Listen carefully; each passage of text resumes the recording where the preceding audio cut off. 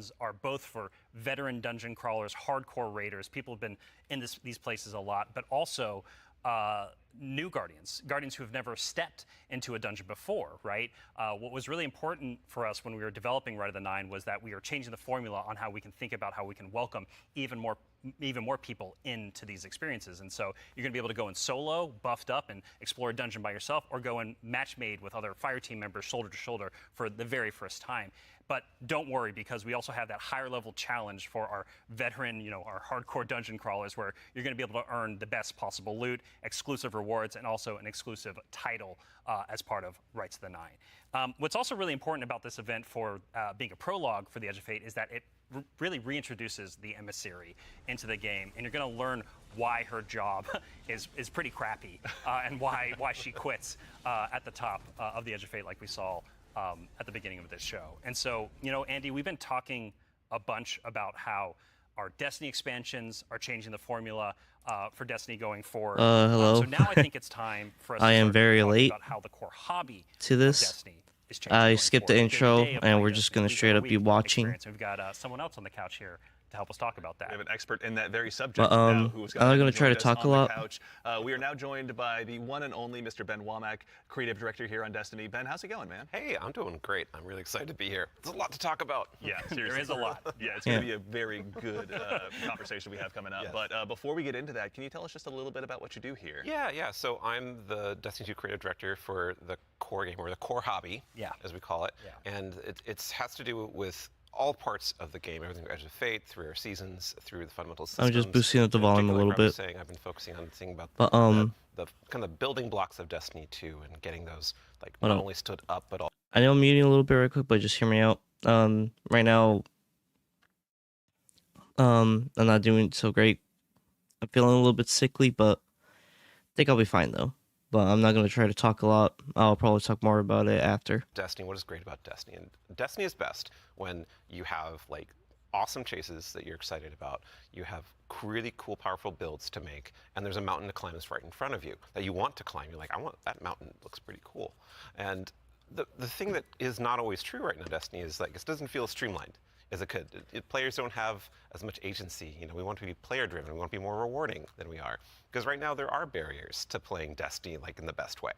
And those barriers are insurmountable sometimes. So think about that whole picture of, okay, what is the Destiny that we really want, that has been in the past, that we also want to get back to, and where we want to go for the future? That's where all the changes you're going to see have started, at their inception point. So it's a big piece of the pie. Massive updates coming across so many systems of the game, and we're just getting in, digging into the surface. Yeah. Yeah. I mean, to that same end, then, how are we making it easier? Pardon me, to go ahead and just get straight into the fun. Oh no, let's do it, because that's exactly what we want to do. Yeah. And the first thing you're going to see when you log into Destiny with Edge of Fate, you're going to log in your character and see your ship in orbit. It's going to say, it's not going to say Open Directory. It's going to say Open Portal. And the portal is our new front page of the game. We're trying to get you to the fun as fast as possible, and as few clicks as we can. We even have Edge of Fate there in the corner, so that it's right there. No fumbling around with the map to get to it, really. And we're also taking other big parts of the game, the ritual game and for season, and putting them into these ops categories. So the idea is that we're having these different ops for different moods.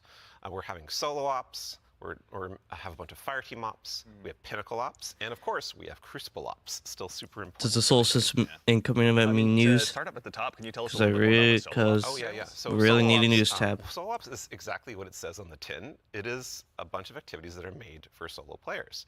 And the conception point of that was, we want to make activities for players who have a smaller amount of time that they want to play in, and they don't necessarily want to have dependencies on other players, but they still want to get in there and play for 10 to 15 minutes and get some real progress. Yeah, get some loot. Yeah, get some loot. Yeah. Get some loot and get your character forward and feel like, yeah, no, I played some Destiny and that was great.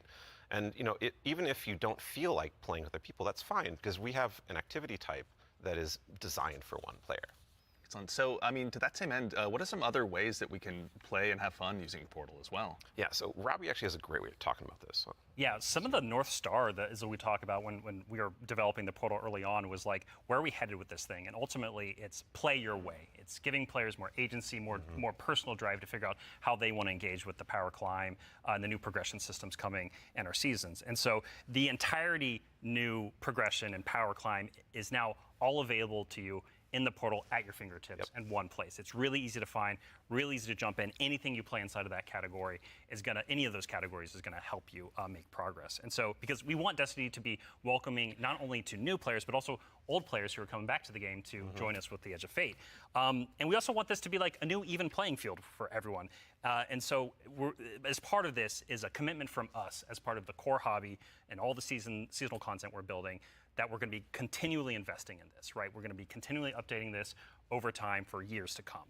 And so, you're asking me directly, like, what else is there to do? Yeah. Ben mentioned solo ops. We also have the fire team ops and pinnacle ops. Both these are more around playing with other fire team members, shoulder to shoulder, where fire team ops are more quicker sessions. There are some longer form things in it too, but then pinnacle ops are more about those really long form or more challenging kind of focused activities like exotic missions, for instance. And so, and then the one thing we haven't talked about yet very deeply, but is incredibly important, and it's something that I think we've done for the first time like ever, or maybe since early D1. It's kind of a return to form. Yeah, in a lot of ways. You're going to be able to experience the entirety of the power climb within Crucible Ops by playing PvP, right? So this means like, if you want to be sweaty, Andy, which like I know you, Dylan, too. I know you're that way, right? Like I know both of y'all. Like if you want to put the sweatbands on, you're going to be able to play the entire experience in the season here and earn some of the highest tier loot that's also available in the game. So, I have to say, this is like I mean, super exciting because like that's my kind of playtime or expected other with folks it. out in the community, like Sorry, they want to go not out gonna lie. and jam on PvP, but then their friends invite them to do a dungeon or a higher tier activity, and they're like, oh wait, I need to grind a long time to get up to power. Now through PvP, they can get up to power, and you can just bring them into that PvE experience and have a fun time with each other. Yeah. So. That's honestly how I primarily played D1, so I'm really looking forward to that. So it sounds like the core, obviously, of what you guys are talking about, play the way you want to play. It's at the center of all of it. What if I really want to challenge myself, push myself? oh yeah, That's that's important to us. Yeah. So Depth's important to us. well, death, but also success. Yes, and that's creation true. from it, That's right? true. Yeah. Yeah, and so we really want to give agency. That's one of the things, agency player driven towards loot and challenge. And so we have a really hugely expanded activity customization system. We have a lot more difficulty levels, and we have a ton of new modifiers. We have 50 new modifiers along with all the old modifiers that we've released in the past that are going to make this big curated web of options for you to experience any of the PvE content in the curator. And so, like, we have Banes, not just old Banes that we have, but new Banes as well. Minus Some 200, builds to help 300. you, like, get What advantages the fuck? in your activities and for your build. We have challenges and trade-offs. And the fun part is you're going to get these different combinations that are available, and you're going to then make a mix that's actually going to change the way you play and be pretty interesting, and sometimes be the way you prefer you play. Like, there's a new boon called Grappler that I personally love. It's kind of my preferred way to play, where they give you 3 grapple grenades replacing your current grenade. You can't do the melee, but they recharge super fast. So any build you want, you could now Spider-Man around any map. It's actually super fun. It's so fun. Yeah, and I mean, like, what's at the heart of what Ben is talking about is what we kind of call the virtuous cycle, right? Where you're going to be crafting your build, tinkering with the activity, looking at like how you can earn a higher tier of reward by taking on a higher challenge. And as you earn better loot, you're looking towards that next mountain to climb just ahead of you all the time. And so this is really about how far you want to push yourself upwards within the portal itself. But also, we also are thinking about the people, and that's the depth, right? That's the depth of the challenge that we're talking about. That's also, but we're also thinking about the people who don't have as much time to play with like solo ops, and also if you're scared of modifiers or you're scared of customizing these activities. Or you just don't feel or like you just don't it feel like today. doing it. Yeah, that's a great way to describe it. Thank you. We have a bunch of quick play options, right, Ben? Yeah, quick play options, and we actually have matchmaking and fire team ops. Oh, and, yeah. And we have fire team finder, and so you're able to like really choose kind of what you're in the mood for. Oh yeah, we technically have matchmaking across every activity that exists. Except for solo ops, because that's solo. Right. But yes, Yes, otherwise, but in the fire aside teams from or that pinnacle one. ops, it's everything. Yeah, you'll have options to play by yourself or with other people. Oh, actually, a really fun part is you can play a strike by yourself as hard as you want it to That's now, true, yeah, which is yeah. really fun. Yeah. Well, you're talking about like all the different boons and combinations. I think at one point you were saying around 50 or something like that. Those 50 new apply ones. 50 new ones. Yeah. So it's like you can take those into solo ops. Like we're talking about this being kind of leisurely, bite-sized activity, but if you want to take it and say, I don't want Weenie Hut Jr., I want like esoteric level solo hardest thing in the world, like you can kind of customize and do that. You can just do it from the very start if you really want to. Yeah. And Depends on how deep you want to go. Yeah. Really. yeah, and the point is that you're going to like stretch that far, and we want the reward to feel like worthwhile. Yeah. And, Yeah, you want to feel like as you're pushing yourself, you are rewarded for it. That is something that's really important to the vision here for the portal. Yeah. Rewards, huh? Rewards. There are a lot of rewards, aren't there? It's funny you mentioned it. Yeah, we've got Banes, Boons, modifiers, but Yes. let's talk about gear for a little bit here. Yes, What's gear. changing about loot and why should Guardians care? Yeah, so like talking about chases and mountains and builds, like gear's at the center of all of that, and we actually have two giant gear changes. I'm gonna like put in two little buckets for us to talk about. Yep. The first one is Armor 3.0, and the next one is gear tiers. And so like talking about Armor 3.0 first, we are probably making the biggest change ever since Shadowkeep. It's around huge. the system. It's Yeah, enormous. It's a huge change. Yeah, so like we're adding set bonuses, which is a long requested feature for all the new armor that you're going to be able to get at Edge of Fate launch, and we're redoing all the stats on armor. We got weapon that and can health now, stuff. Exceed 100. Go beyond 100. Go beyond 100 for extra bonuses. Yep. We're going to every single piece of new legendary armor that drops is going to have all the energy filled in, so you can build crafting right away, and it's going to essentially like. There's more features actually that I could talk about, but I don't think I'm allowed to yet. Fair. Well, something that we can't talk about too, you mentioned gear tiers as well. Yeah. Let's talk about that a little bit. Yeah, so gear tiers are very exciting because every single legendary weapon and armor that you can get is going to have 5 gear tiers, starting from 1 going up to 5. And like we have a 5 gear tier 5 piece of legs armor on the screen right now, and you can see that like this is like looks really cool with iconography, but it also has a ton more stats. And oh look, what's that? Yeah, what's going on with the energy there? Yeah, the energy. Ben? Yeah, that energy says 11, and that's it's true. 11. Yep. It's not a typo. Like energy is going to 11 for higher tier armor, and so if you want that for your build crafting opportunities, it does like give you some new options you never had before. You're gonna have to challenge yourself to get more higher tier armor and keep on going to get yet more higher tier armor to get those options. Yeah. And this is also not something that's just relegated to armor, right? When it comes to weapons, they're obviously getting their own refresh as well. Yes, I mean, what's Destiny without chasing some? You read my mind. Yeah, like weapons seriously. are part of the player identity. You know, some people like have a gun that they love. You got fashion, and then you have gunplay. That's right? true, though we do have fashion for your guns a bit now. Hey. well, so because once you reach tier 5 for your legendary drops, you're going to be getting tier 5 weapons, and those have unique shader treatment.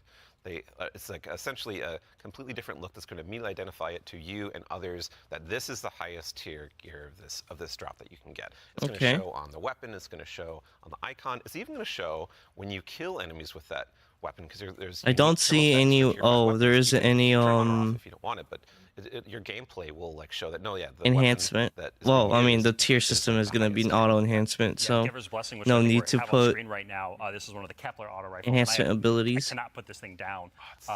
Yeah, when we're playing through the Edge of Fate right now, and it's what's really exciting about it for me is that like when you see that tier 5 drop, like you know immediately that's better than like a tier 3 or tier 4 weapon that you have, right? And I think that's when we talk about making Destiny easier to just jump in, find the fun, make it accessible, but also create more depth. Yeah. You know, this is what we're thinking about. It's like how can we just make immediate, like you understand, like okay, this is probably better than the thing I have right now, depending on what gear tier it is. Yeah. I mean, that's a good example of how much time and effort is being put into these game systems to make them more like approachable. Change can be scary. There's a lot of change that's about to come to the game. We're Armor 3.0, we have so many new boons, we have a bunch of new stuff. And after 10 years of Destiny, this is going to flip some stuff on its head. So, I mean, we're going to have a bunch of blog content. We're going to have interviews with Robbie, with Ben, with more folks across the team that have been working on this. And then we'll also be elevating our creator community when they're creating guides, all that kind of stuff. It's going to be a fun time. But ultimately, a big shout out and thank you to all the folks that have been coming into our studio, giving feedback early on some of these systems so they can be more approachable. And we're looking forward to all the feedback that's going to be coming after launch too. Like this is again one of our first steps into something, and then the community and we are going to build something amazing. Yeah, and I can't stress enough how much feedback we've gotten from the community summits we've been running over the last year for the Edge of Fate, and just people reaching out to the community teams and others to us. Like your feedback is invaluable. So like seriously, like thank you so much. We're making this game together ultimately. Yeah, it's incredibly important part of the process. Like I don't think we would be able to make what we do without it. Yeah. Working with the community is obviously a core part. Dylan, huge thanks to you and your team, obviously, for helping to lead that charge. And in advance for the big blogs you get to write. And then also our social media team will go ahead and get out the door, so go ahead and give us a follow. I think, Ben, but you were saying you wanted to try to break the record for longest twid?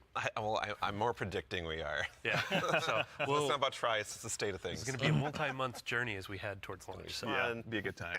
But you know, we've been talking a lot about the core Destiny hobby. How does that extend into like how players are going to experience like a full year of Destiny? Yeah, so we've been focusing on improving and changing the formula of Destiny in multiple ways. And so progressing through the Fate Saga is going to be more meaningful with 2 expansions a year. We've been talking about how focusing our seasons and the Edge of Fate and Destiny Renegades. commitment What to kind of continuing fucking title is updating that? I it. mean, And in it doesn't look that addition, bad, we're gonna but have it looks 2 like some free sort of Star Wars major shit. updates between each of our major I don't know if I should expansions be coming worried in the about Year of that. Prophecy and beyond. And so Season ultimately that means there's 4 Reclamation, big Season beats Lawless. happening, in a year, 2 expansions, 2 free major updates between those expansions. So what that means we're not doing is paid seasonal content anymore. We're not doing separate seasonal storylines. And this also means we're not building a bunch of activity content that basically just goes away and is less meaningful to the game after 3 months. So we're instead focusing all of that effort that used to go there instead into building up the core hobby of the game so the core hobby stays fresh and exciting, year round. And so ultimately, this means no more paywalls for seasonal content, and also these major updates themselves that I'm signposting around right now. The size of them, roughly, and the inspiration for them, we're thinking about is like Into the Light. Okay. So when you say like Into the Light, for folks that aren't out there, like what for a major update, how big is that? Like how do you encapsulate that? So when I say Into the Light, a lot of this is like the inspiration of what it was. And with Into the Light came a really cool theme that wrapped around all the new stuff we were building within it, but also a lot of the reprise stuff as well. And also, with it came Onslaught, a new type of activity. It came with reprised exotic missions and a rethinking of how we could do like a rad style event, a raid event with the Pantheon. And so for our first major update coming a few weeks after the Edge of Fate launches, we've got Ash and Iron. Right? And so with Ash and Iron, we're going to be returning to the Plague Lands. Returning to the Plague Lands, can't wait. It's going to happen. Plague Lands, baby. And so that story is going to pick up from where we left off from the Edge of Fate. And with it, we're going to have a new activity called Reclaim, a brand new exotic mission, new types of pinnacle ops entering that for the first time, as well as, of course, what's Destiny without loot to chase? We've got new gear, new rewards, and 2 new exotic weapons as part of Ash and Iron as well. And again, this major update and all the seasonal content going forward is free for all players. All the activity content that exists in the portal, that's free to play. Very nice. So even to actually go one quick layer 2 deeper on seasons as well, what are some of the cool things that we're going to be able to do with the season that's launching alongside the Edge of Fate? Yeah, Ben has been working on this space for the team for a while now, so I'm going to kick this one to him. Yeah, so we're trying to make any time the best time to hop into Destiny. And one of the ways we want to do that is we want to invest in events that are like accelerating the game and enhancing every part of the game, but also bringing new cool stuff. And actually, we've been working on this so long, we actually have some new cool stuff coming before the Edge of Fate. It's a special little treat. Yeah, special little treat. Okay, I'm interested. This Friday, you can play a little event, maybe you've heard of it, called Heavy Metal, which is Tanks versus Briggs, a new PvP mode. It's super fun. I would kind of wish I was playing it right now, I'm not going to lie. But the thing that people at home don't know is we have a new reward. That's a unique thing in Destiny if you invest in this event, if you go and play. And it is a free-to-play You event. can crash into So them and do it's free to damage. play. It is a That's new crazy. combat vehicle that goes in your Sparrow sled, combat Sparrow, if you will, called the Griffin. And this is a really cool, like, combat-ready vehicle you can take anywhere you can summon a Sparrow. You can summon it and use it to fight your enemies and just have a really good time. And there's some really cool build crafting things with this vehicle that I don't want to spoil right now, let people discover, but I'm super excited for it. They all thought they were going to ride those skimmers forever.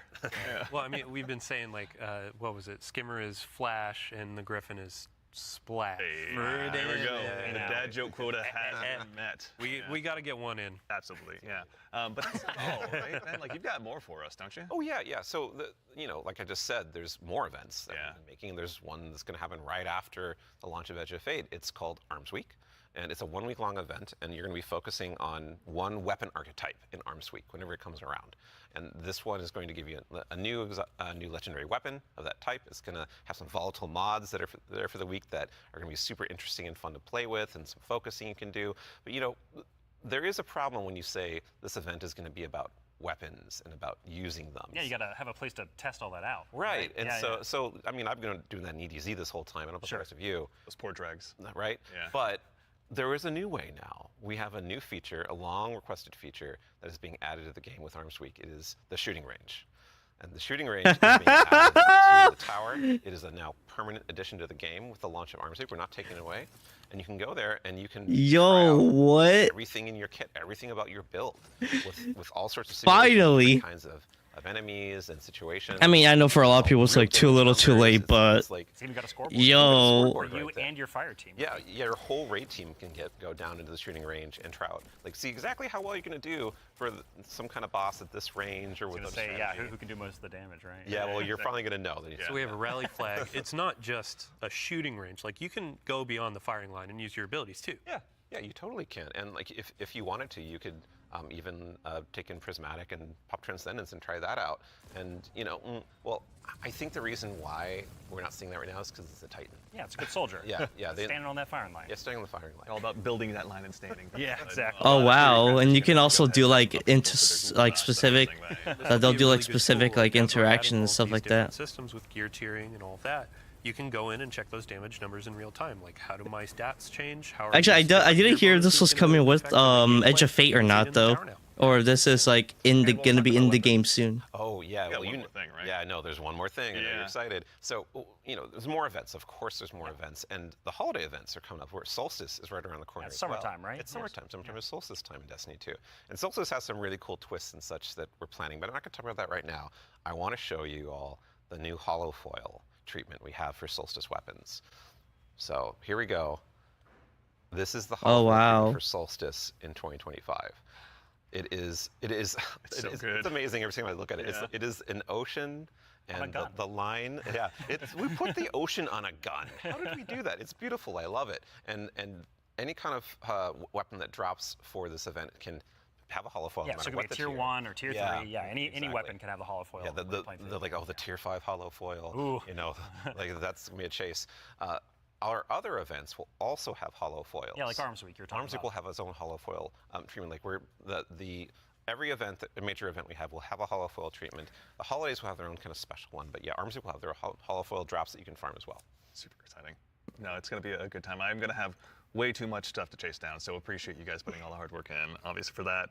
But I believe we've got one more thing. Yeah, I mean, we've been talking a lot about here are the free updates coming to Destiny, the portal, a bunch of different stuff, Edge of Fate, but we also have another expansion, and we need Allison back on the couch to talk about Right, it. yeah, Allison. She's the best one to talk Yeah, we go. we've got something very exciting, and so once again, Allison, thank you for taking the time to join us today. We appreciate it. Of course. I'm so excited to be the one more thing. Yeah, it's a tradition around here, so we're glad that you could obviously go ahead and lead us into this one. But, as Dylan mentioned, we've talked about the Edge of Fate, but this is the first year we're going to be doing 2 expansions over the course of a year.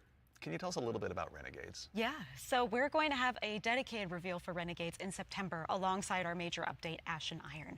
But earlier we were talking about how sometimes our formulas can constrain us from experimenting and innovating. And so in that spirit, Renegades is going to be very different from the Edge of Fate. What I can tell you, and we'll talk plenty about it later, is that we're going to be experimenting and innovating with activities, with social mechanics, and more. But more importantly, I want to talk about our inspiration. And so I have to kind of tee it up first. So Renegades is going to be a Destiny, definitively Destiny expansion.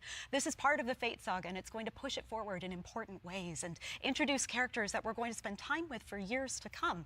It is an essential Fate saga story. And it's an homage to a universe that has inspired Bungie from the start. It's a universe that all of us here on the couch grew up with, as well as everyone else at the studio and millions of you back at home too. It is a peanut butter and combination, a peanut butter and chocolate combination inside of what we're making that could only be possible in the kind of world that we build here. And so I am absolutely thrilled to be able to give our first sneak peek at Destiny 2 Renegades. Let's take a look.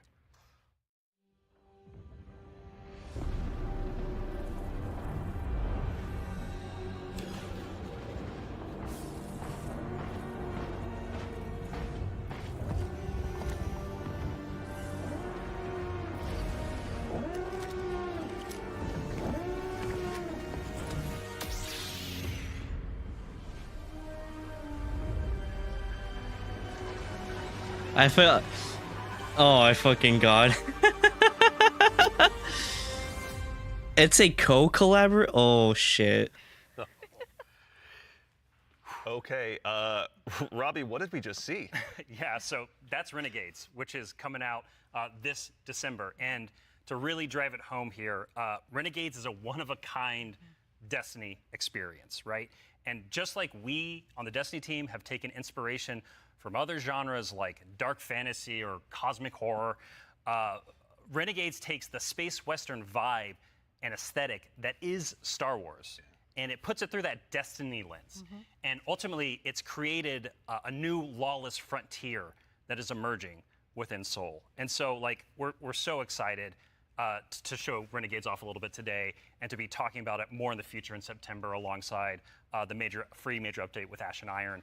But right now, today, we're focused on Rite of the Nine and what's right around the corner with the Edge of Fate. Absolutely. No, I heard a lot of calendars get marked just now on September, but no, super excited to share more of that in the future. But that actually leads us to the conclusion of today's show, which again, we covered a lot. There's been a lot today. Yeah, this has been a big show, honestly. No, we went through a lot of it. So let's go ahead and quickly double check. We obviously went through, and the Year of Prophecy, pardon me, is going to go ahead and kick off on July 15th. And this kicks off a brand new multi-year Fate saga and our new focus on the core hobby of Destiny. The first expansion, The Edge of Fate, is going to be launching again on July 15th, as I noted, with its raid launching on July 19th. Okay, hold up. Yeah. So you're going through a lot of information. We already covered that. Oh, yeah. But like, you can't just sneak in a raid date. We have a new raid coming with the expansion, July 19th. We're going to have a bunch of blogs. We're going to have the rules, regulations, all that kind of stuff for our raid race. Of course. We invite everybody to come in, try to go for that world. Nobody's going to have enough time. And yeah, I mean, just stay tuned for more details. We're not going to spoil anything. It's a raid. We got to keep it secret. Yeah, absolutely. Yeah, everybody mark your calendars. Yeah. Bungie.net is the place to go ahead and learn more. And again, follow our social media channels. Do us all a favor. So in addition to that, again, as we noted, Ash and Iron, our first free major update, will be launching on September 9th. Renegades, very exciting, will be launching in December. And then keep an eye again on our social channels. We'll provide all the updates once they're available. Wait, but what's the price, though, for the main DLC, though? The Edge of Fate and the entire Year of Prophecy pre-orders are available starting right now. Now, pre-ordering, for starters, the Ultimate Edition will go ahead and unlock the New Land Beyond. New Land Beyond, that exotic sniper. Ooh, I can't wait, man. I can't wait, same, honestly. That'll be unlockable in addition to several other goodies. And also, we've also got a collector's edition that'll be available. You can see here on screen it will be coming with an awful lot of very cool stuff, including this cool statue that you may have noticed here that's been sitting with us on stage. This is one that you can go ahead and add to your collection as well, but that's not all that's in there. Is there, Allison? We got, the writing team got a little excited on this one. We put a lot of lore goodies into this collector's edition. So like that weird metal thing, that weird envelope, boy, weird. Wonder what's up with that. Just decorative You points? should probably read it. Yeah. Anyway, we're going to do a dramatic reading as soon as Yeah, we should go downstairs immediately after this. really Right after this. Count me in. And then again, too, as far as today goes, Rite of the Nine. This is the essential prologue to the Edge of Fate, and like all of our events moving forward, it's going to be a free to all players. So make sure and go ahead and check that out when that arrives. And before the show wraps up, make sure and stick around for a little bit longer. We're going to be rating our good friend Sammy Cat as well. So go ahead and give her a follow. Tell her we said hello in chat. Pardon me. If you have any Twitch Prime subs or anything like that, go ahead and do us a favor. Drop it over there and check out her stream. She's going to be having a good time. But that concludes it for us here today. So for starters, huge thanks to my teammates here for joining me. Thank you, Andy. Thanks for having us. Absolutely, yeah. Robbie, Allison, Dylan, of course. There we go. We got Ben and, of course, Mr. Dave Samuel. Thank you all so much for being here today. And then, of course, to the crew that puts all this on. Thank you, This doesn't happen by accident. Thank you all so much for all of your hard work and dealing with me on these last couple of days. And, of course, to everyone at home, to all of our guardians out there in the community, thank you. It's a tremendous privilege to get the opportunity to share what we've been working on early, and it matters only if you guys show up and join us. So we really appreciate it. We hope you enjoyed. And otherwise, in the meantime, until we see you again, take care of yourselves, take care of each other, and we'll see you all Starside.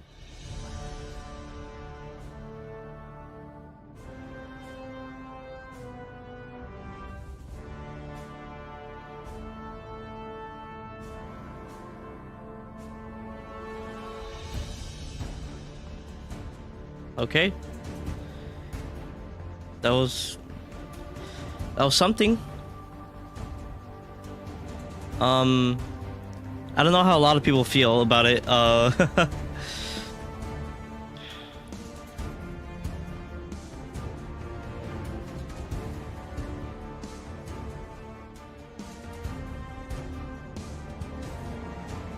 I do gotta grab a thing.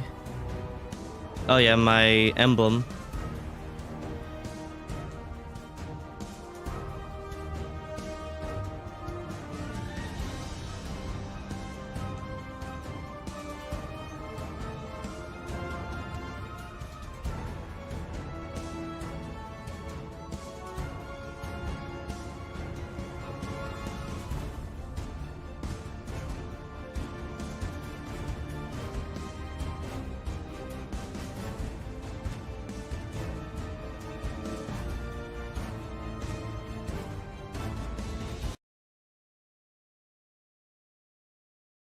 Sorry, just give me a minute. I was just looking through.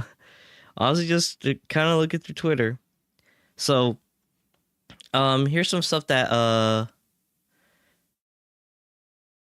there's some stuff right here. I'm kind of scrolling through.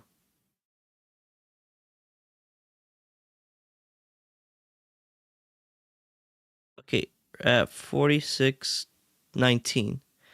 So I'm gonna play this through. Is now set. I'm gonna play this through, and for anybody who hasn't checked it out, because I was actually watching this while I was on the toilet dying. So they actually announced all the 4 expansions that we're getting. I guess in this year and next year. That on a collision course with this celestial pantheon of the system that has been here for a very, very long time. And so the Edge of Fate launches on July 15th, and then the second expansion of our Year of Prophecy is Renegade, which comes this winter, and then later in 2026 we've got Shattered Cycle and The Alchemist. It's a lot of stuff. Yeah. So we got Edge of Fate on July 15th. We got Renegades coming to winter. Now, I don't know whether it's gonna be December or January or February. I'm like, it's in July. Like, here's my theory. It's in July 15th for Edge of Fate. That's already past the beginning of summer, which is June 21st. So it's in the middle of summer at that point, in a technical sense. You wouldn't really count it as middle of summer until probably like maybe mid-July to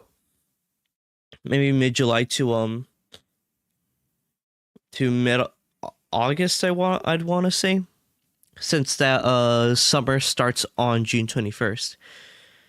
So then Renegades comes out. I don't think it's probably gonna be December. I think it's gonna start in January.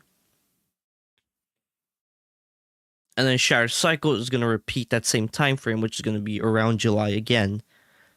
A lot of exciting beats. And so again, the Edge of Fate is just the beginning of this long. And then the Alchemist will be in 2026, which will, as I said, I'm not really sure. I mean, it said, like, for both Renegades and the Alchemist, it says winter 2025 and winter 2026, but I think it's actually gonna come out. I don't think they're gonna probably put it out for December. If they can, then sure, great, but I think it's probably gonna be winter. I think Renegade's gonna come out January, as they follow that pattern, and Alchemist is gonna come out. Renegade's gonna come out January 2026, and then Alchemist is gonna come out probably January 2027. Long journey of this awesome vehicle we're all jumping into and driving together, and it's going to take us to some new places. That's exciting. I'll go ahead and also show this reveal trailer too, for everybody who hasn't actually seen it.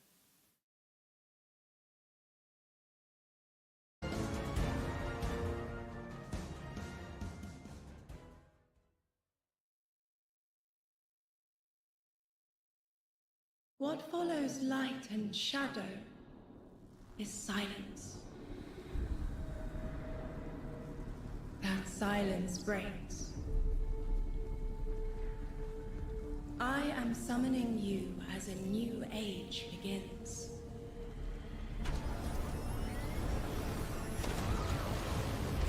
I see sapient life turn to each other. They remember how to look to the stars. They remember curiosity. They remember how to thrive. But they have forgotten.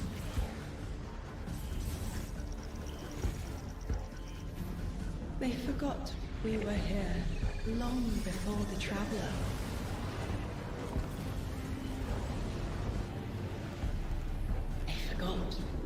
That they need us. But they are fated to remember. I I'm sure you will. But not through me. Find someone else.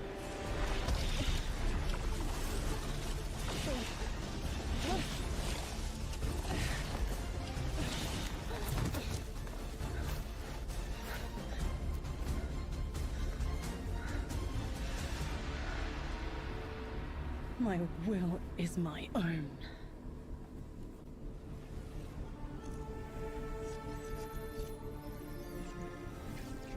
Okay. All right. So that was a reveal trailer that we got. Sorry. Just trying to breathe a little bit better through my nose. It showed the Drifter trailer. Actually, I do have the reveal right here.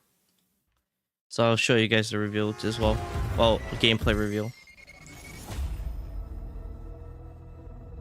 Observe, connect, conceal. Guardian, I had a vision. Conform, comply, return. They just wanted to show us disasters. Observe, connect, conceal. I'm not human anymore. Return, conform, comply. No one else should know what this feels like.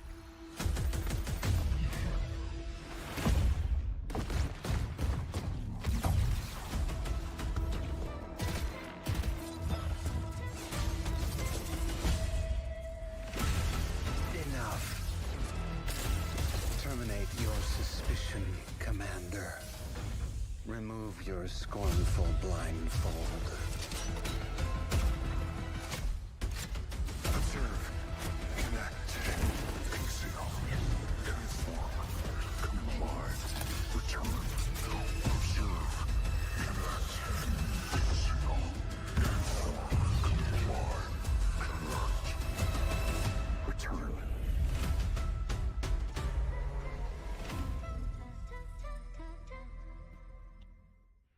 Okay, so that was the gameplay reveal for that. A lot of stuff in there. Honestly, it's a lot of things coming out. Okay, first and foremost, I want to actually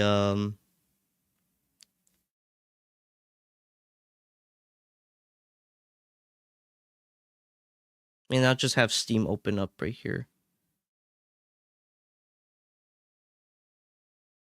Steam.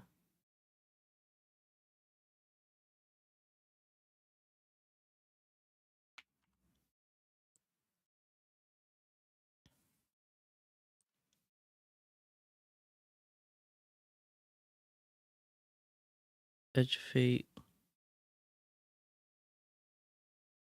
I don't see it here. The final shape. Nah, they haven't updated it. Probably go to PlayStation. Because I'm pretty sure they'll have the price for it. Because they were, once again, putting out information for Destiny 2 again.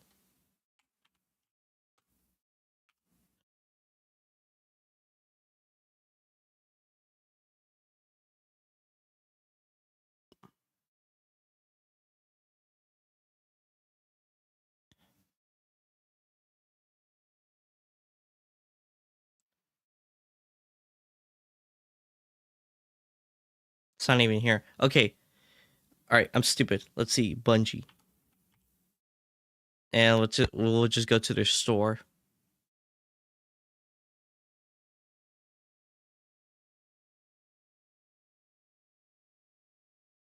Alright, your prophecy.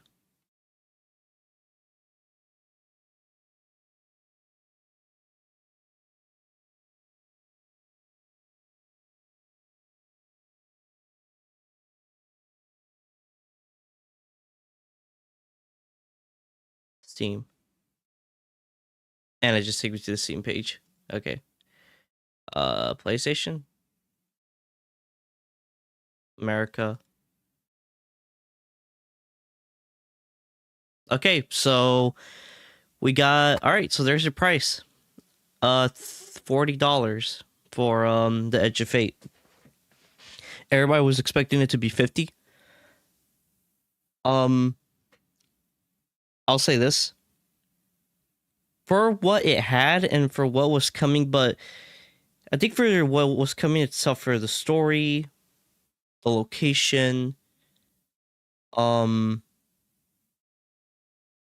mean, since that everything is also going to be, since the season as well is going to be free.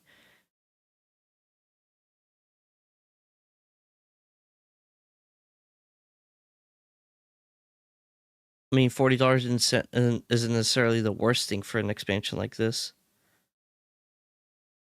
It's a new location, new raids, new weapons. Well, new location and new raid.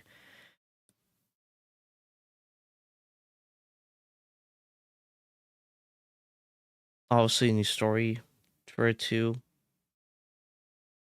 Honestly, it kind of does depend on how it comes out. I'm like, though there is like, though also if you include the season stuff, which is like free. Now, I think the pass is still gonna be like, there's still gonna be like a paid thing for the pass and stuff like that.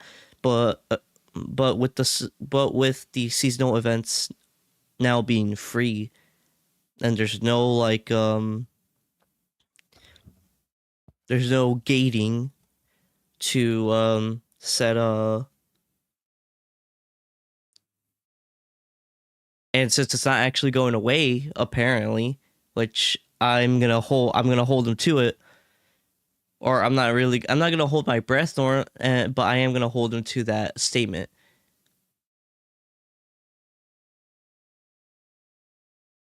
And I'm like, yeah, sure. I'm like, for $10, $10 extra dollars, you can include that in there. So I'm like, yeah, I'm like, makes more sense in that regard. Anyways, there is more in here. Yeah, so if we go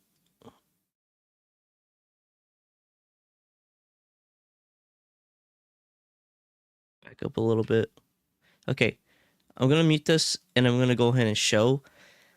Like, there's that ship that we saw in the concept art.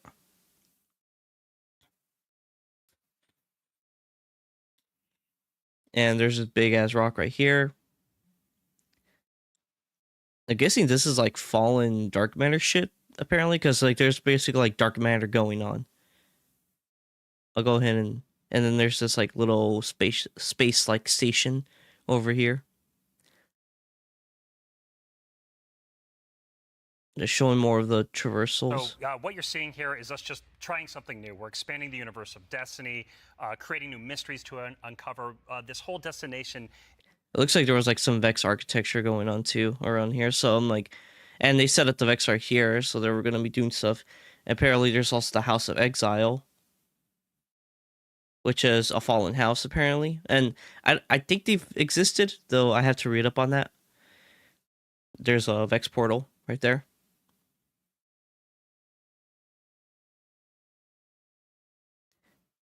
There's lines and, well, lasers.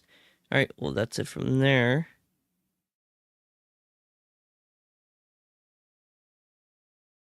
Oh, well, there's more. Hold up. Instead of just one. And think of each of these expansions as a little bigger than something like a Rise of Iron from... Yeah, these fallen guys are gonna be new. Alright, well, that's the new enemy type for the Fallen called the Corsair, and adding to that, it's funny too because we already know how much these dudes enjoy the Grim now.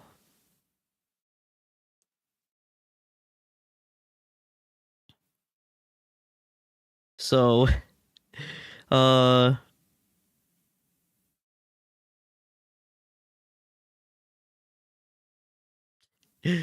we gotta fight more, off topic. Claire Obscura got, has now sold 2 million in 12 days. That's actually pretty crazy.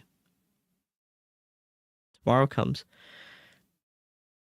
Anyways, that really matter to players and are going to be pushing the Fate saga forward. And so we're trying radical new things with each of these expansions. And so alongside this new destination of Kepler, this exotic world that players will explore with brand new abilities, we also have world tier. My bad. Actually, hold up. Let me pull up Twitter right quick for you guys. So confirmation, we have that right here. If you guys can see it, zoom just a little bit.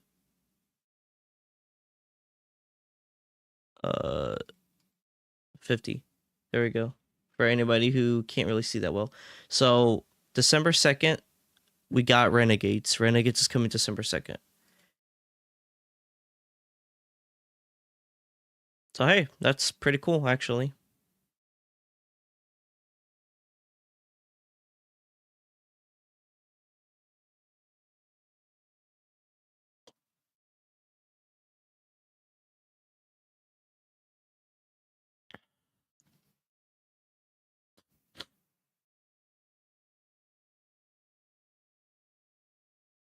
What the fuck is this?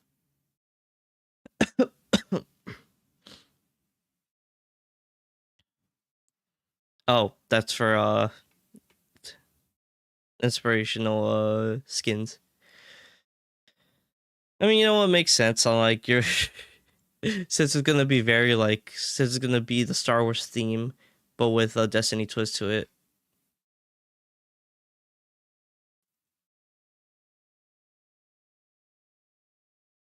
Actually, let's go back over here and buy Destiny 2. Let's look at your prophecy. What's a Your Prophecy edition? There's the Ultimate and then there's Your Prophecy, so I don't really get it. Oh, they already have all the information right here too, so if anybody wants to look at it, to go ahead. Okay. So, Edge of Fate, you got a new campaign, you got new raid, a reward pass, exotic ghost, a pre-order, and legendary emblem. Your Prophecy, it's a bundle. You get two expansions. The two expansions, you get Edge of Fate and Renegades. You get a new raid and a dungeon. You get one active raid pass. 3 1 times active reward pass. The three other passes. So, okay, yeah. So I'm guessing the reward pass is still gonna exist for that amount of money. Just that it's optional to pay for it. Edge of Fate pre-order and the emblem. So this is what you're basically getting. And then you have the ultimate. Renegades pre-order bonus. So you get the secret stash. You get a secret stash which comes with a cosmetic, ciphers, the sniper rifle, New Land Beyond, an ornament and catalyst for it, exotic sparrow, and the dark side thing. And sparrow. Okay. Oh, you still get sparrow in this, so yeah.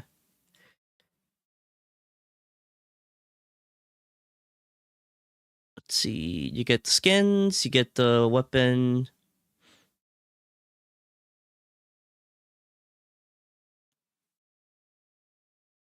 Exotic ship and legendary emblem.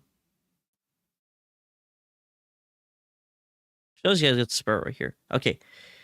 We're gonna go ahead and check out the regular prophecy.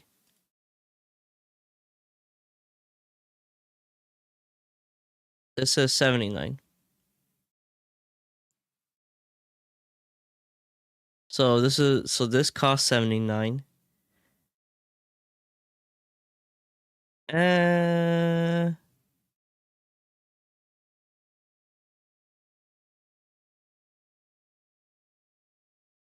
Oh, hold up. 39.39. Okay, wait, hold up. Wait, let me get a let me get a calculator.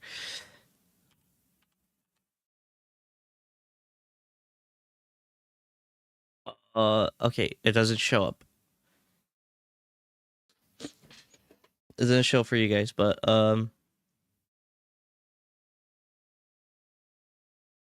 let me add a source. A quick source real quick.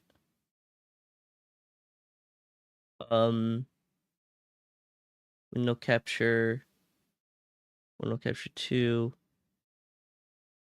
calculator. Okay. So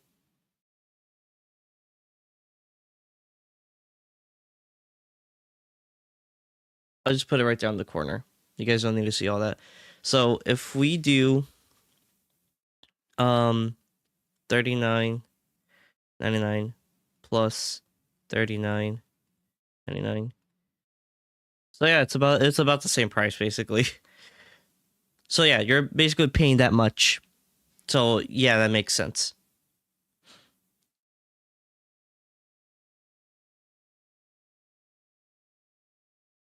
Yeah, because you're getting all of this stuff of Edge of Fate already right here, and then you're just getting the other reward passes then for Edge of Fate. And Renegades. So okay, yeah, that makes more sense. Alright, deleting that.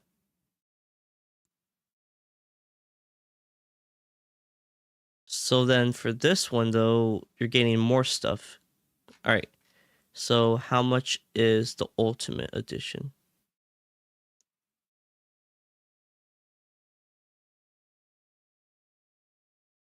Ultimate Edition is 100.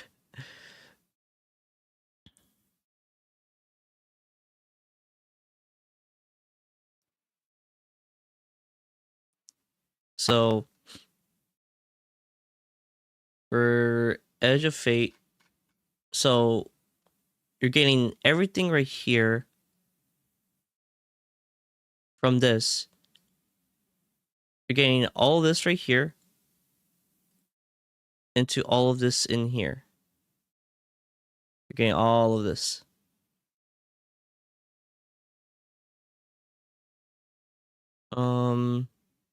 Da da da da da da. Okay, the one added thing in here is that you get an email, which I think could have been in these, honestly. But their business. They're gonna throw in these extra stuff, whether you think that's scummy or not. I'm like it. Like it's bit at the end of the day for them. Ultimately, they're a business. So whether you think it's scummy or not, or to add value, whatever. Secret stash. So what is actually like? So you got the secret stash stuff. You got the sniper. You got the Dark Side Legends and a Sparrow. Now the only thing I could actually see this boosting up the price for this is basically the skins. You're getting 3 skins in here. Now I'm gonna say this: each one of these would have costed $20 in the store. So 20, $60. So I'm gonna have to pull up the calculator again. So if we grab the calculator again, so okay, so you got 39.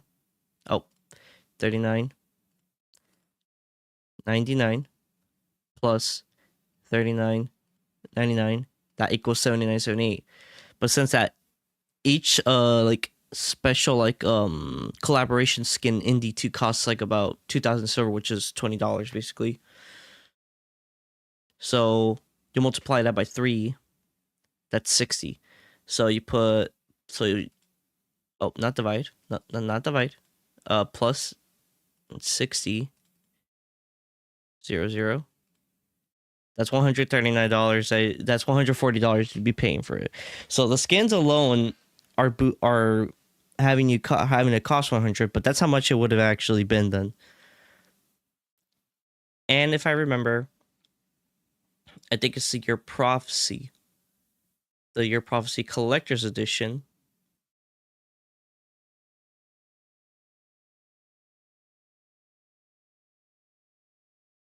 Oh, wow.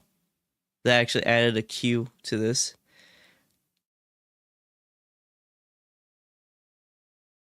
Damn, they did add a queue to it.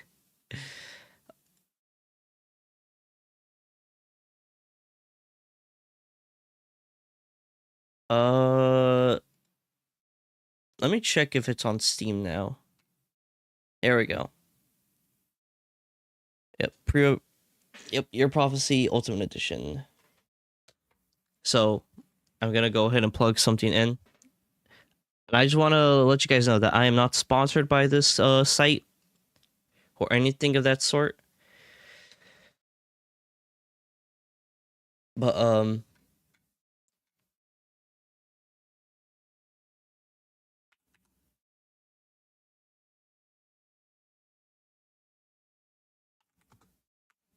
Destiny 2. Okay, I don't.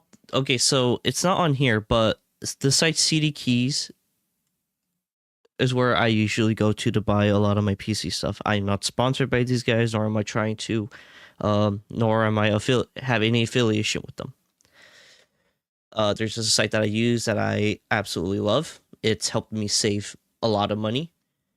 For example, here, the Light and Darkness collection. This costs us like around $100+. You can get this right here for $38.89. If you just need like the legacy thing, this costs $9. If you just need the final shape right now plus the annual pass stuff, this shit's only $32. If you just want to buy the base game, it only costs $26 here. And for Witch Queen and for Lightfall, for their base stuff, it only costs us $2. I don't think they sell the Forsaken pack and stuff here, so I don't know if the Forsaken, yeah, I don't think they have the Forsaken pack here. These are like old expansion stuff that were out here last time, but I can date back all the way to like base Destiny 2. There's also one for Xbox here if you guys need that.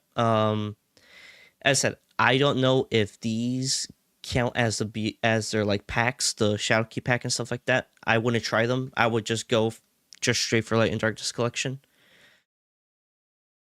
I'll just call it the Light and Darkness Saga collection.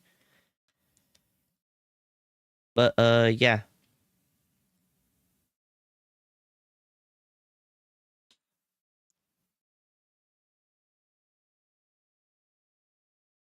I'm going on a hike.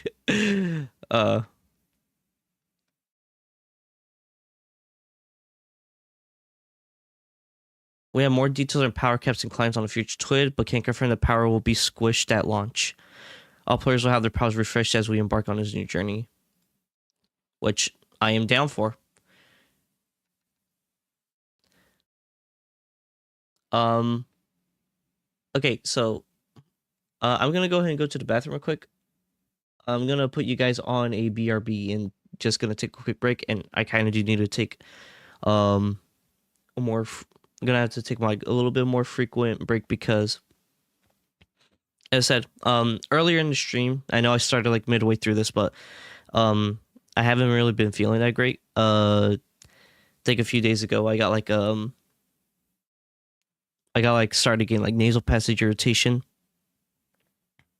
So I don't know if you guys have a feeling where it's like you feel like it irritates when you kind of like try to swallow stuff, but like in your nasal passage you also feel it. You start feeling a little stuffy, but that's because of nasal passage. Because I can breathe in fine. Like I can breathe fine. I'm not coughing though. I mean, it could lead to like me getting like having like coughing fits or like to getting coughs or stuff like that, or getting phlegm in my throat. But that's besides the point. that is very, very besides the point though. Hold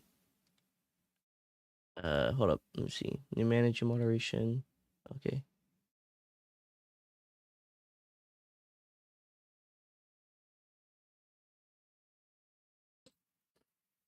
I just realized something.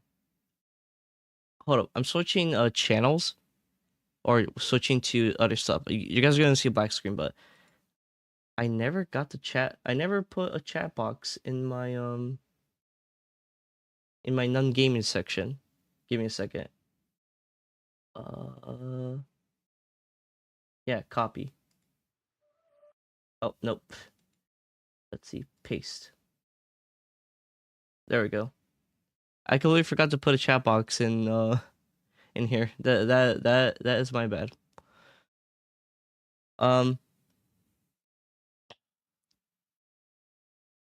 Actually, let me get rid of the calculator now. So, I haven't.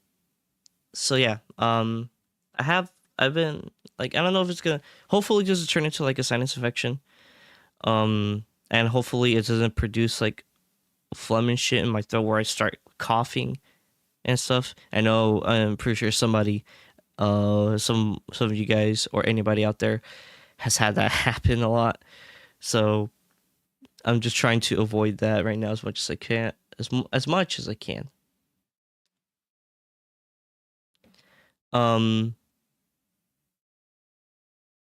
But yeah, I am gonna go ahead and go to the bathroom, though I do need to use it. But I'm also gonna try to relax, so just like for a few minutes, like five. Like I give myself max 5 minutes. I'll probably be back sooner though. But I'll go ahead and put you guys on a BRB screen, so I will be right back.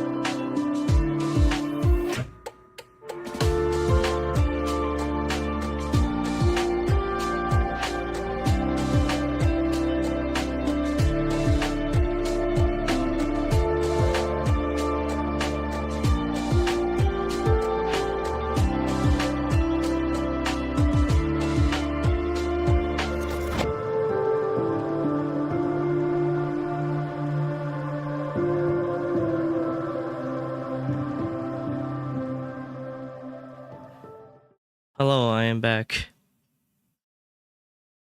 Well,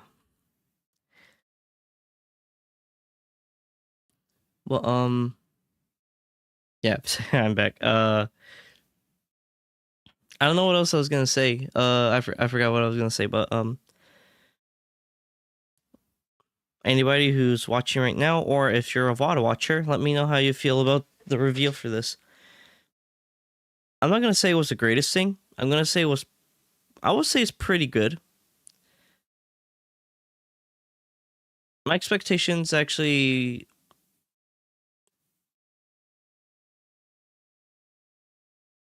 I'll say this.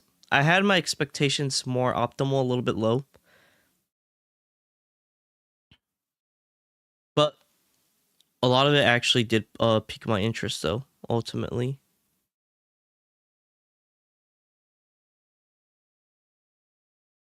Like in this portion, like right here. I'll go ahead. Like there's this new little ability that I guess involves like arc.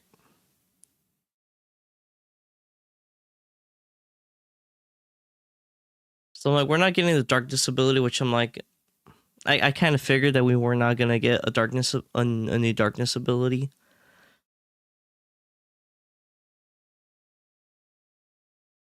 Though you guys can quote me on this if I'm wrong, though, that I believe that the Alchemist. I mean, it had the name the Alchemist for a Destiny 2 for a Destiny 2 expansion makes to me sound like that will have a new darkness ability.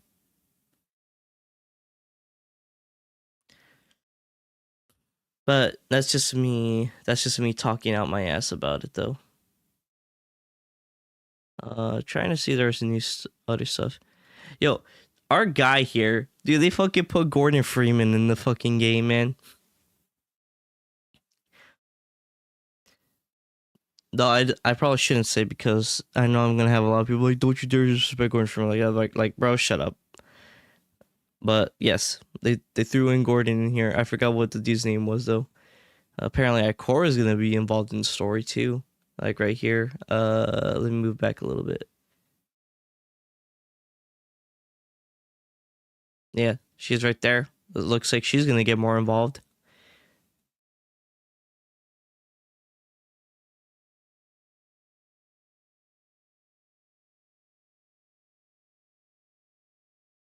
I still want to take a look at what was it? Oh, the portal actually.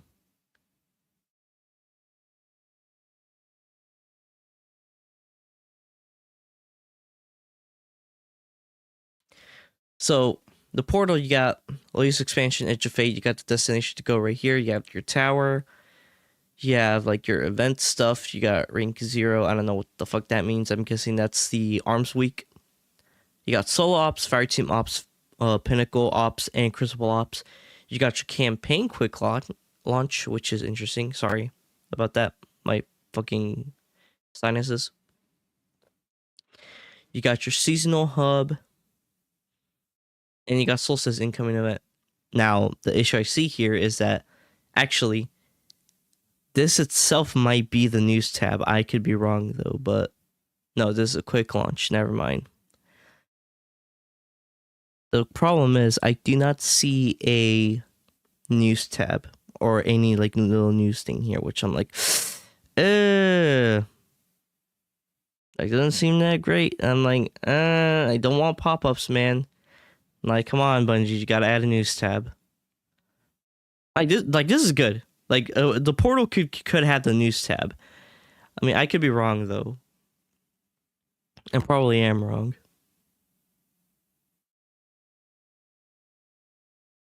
Oh, there we go.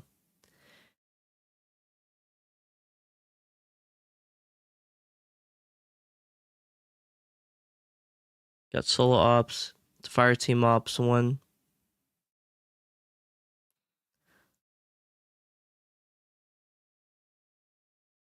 Pinnacle ops, brave the layers of humanity's greatest foes and secure soul for the vanguard and earn sought after armaments. Now I will say they did say that a later point in this year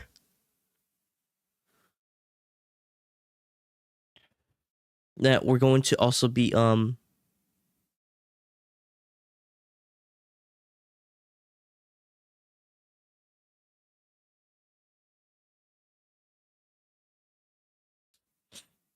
that in this year specifically,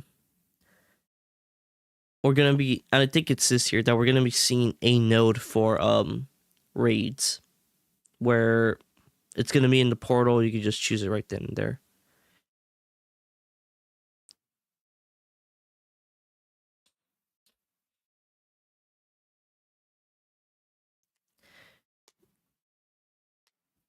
Now they didn't mention Crucible at all, so, and we already know kind of Crucible is in the state where it's basically unplayable.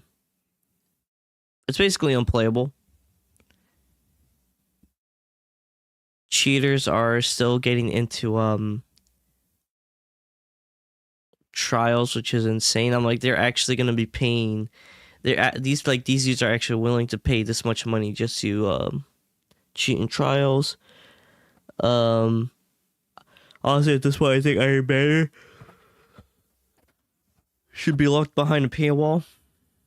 If that means, even if it means, you know, the decline of even more players, but at the cost of being able to prevent cheaters.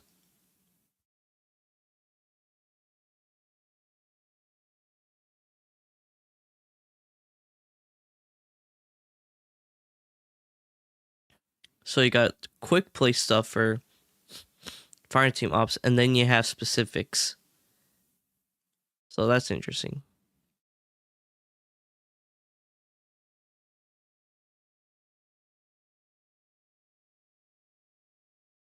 Crucible Ops, competitive, Arms Week, collision control.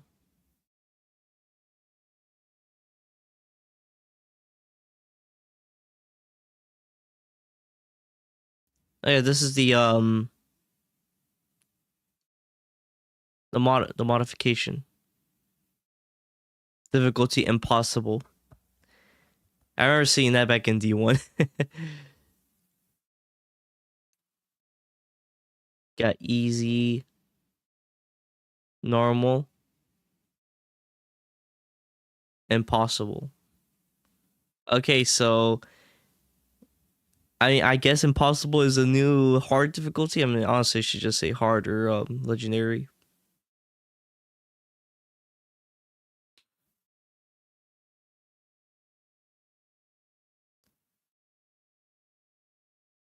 Uh, okay. I actually want to look at this. So these are new stuff coming in. Increases weapon reload speed, handling, weapon damage against minor and major commands.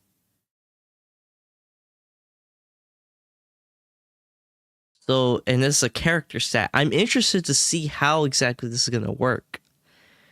So you got weapons. The amount of health you gain reduces flinching for an incoming fire. So health, and then class. Okay. So they're taking out. Oh.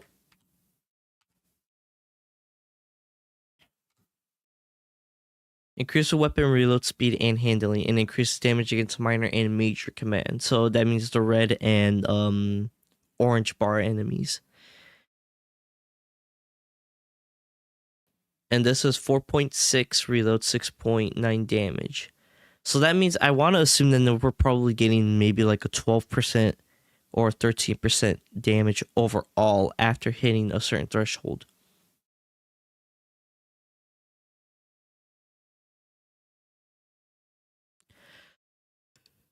Excuse me. I'm not really that big of a morning person, so I do sound a little tired. Health per orb increases the amount of health you gain each time you pick up an orb of power. Reduces flinch from incoming fire while aiming at a weapon. They said something happened with I guessing this is the new recovery. And now they kind of made class its own thing. I know discipline, intellect, and strength got have their like wording changed. Honestly, I was fine with like the wording of discipline, intellect, and strength because that's my D1 brain talking about that. But reduces your grenade cooldown, increases the amount of grenade energy from all sources. And super increases the amount of super energy from all sources. Reduces your melee cooldown, increases the amount of melee energy from all sources. And then you have the armor set stuff right here. Kinetic damage to combatant shields. Overshields vehicles and constructs. Constructs include barriers.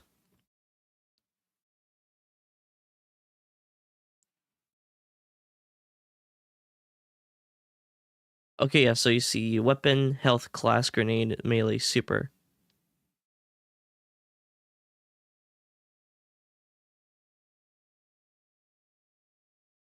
So I do not know what exactly has happened now to mobility, recovery. I think recovery is just health in here. I don't know what happened to recovery and mobility. I think mobility got put into weapons.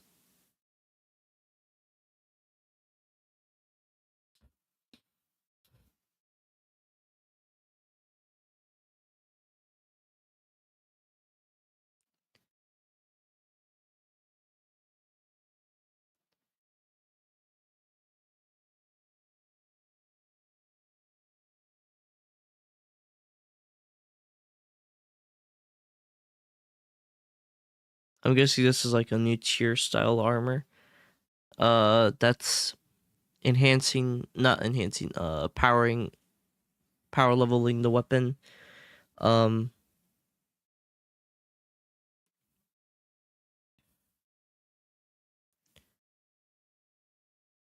Like mod stuff.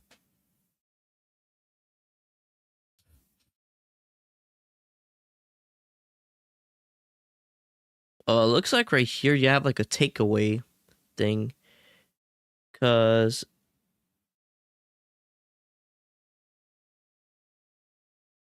I think that was weapons.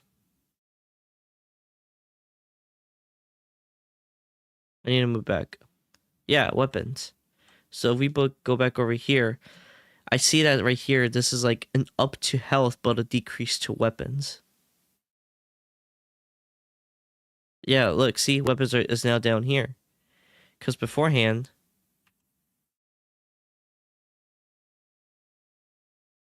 weapons is like up here. So that means, so I'm assuming that in this case, you could put to like more, yeah. So you could put what comes first before what comes after. So it's like they have health, melee, and grenade as like their important stuff, and then their last three stuff are their least important things. I don't know if that's how that works.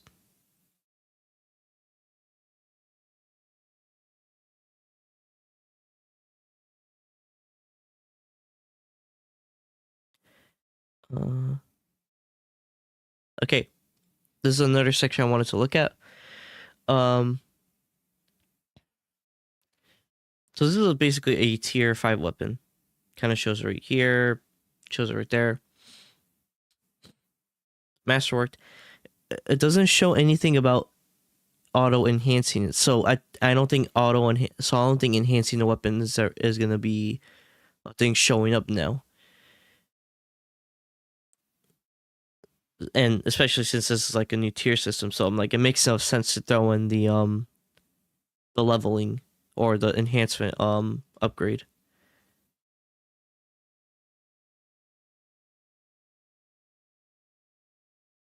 Oh, there's a thing right here. Never mind. Okay. I also want to look at this. So, oh, and it says right here too, so I probably could have looked at it right here. So, the expansion Edge of Fate comes out on July 15th. Renegades comes out on December 2nd. Edge of Fate, the season of Reclamation lasts for all the way until Renegades. You have rewards pass, seasons, and major updates available to all players.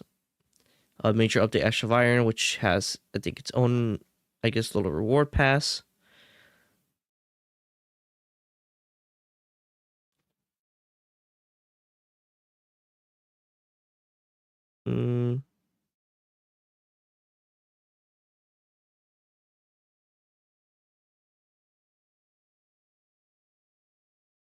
Okay, so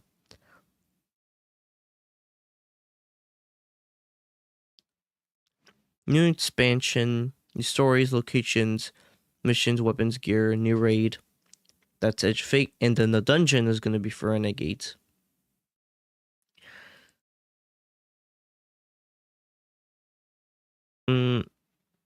For the major updates, new reprised activities, sandbox meta, events, modifiers, challenges, gear, artifacts, rewards pass, exotic weapon, ornaments, legendary weapons and armor, cosmetics, and more.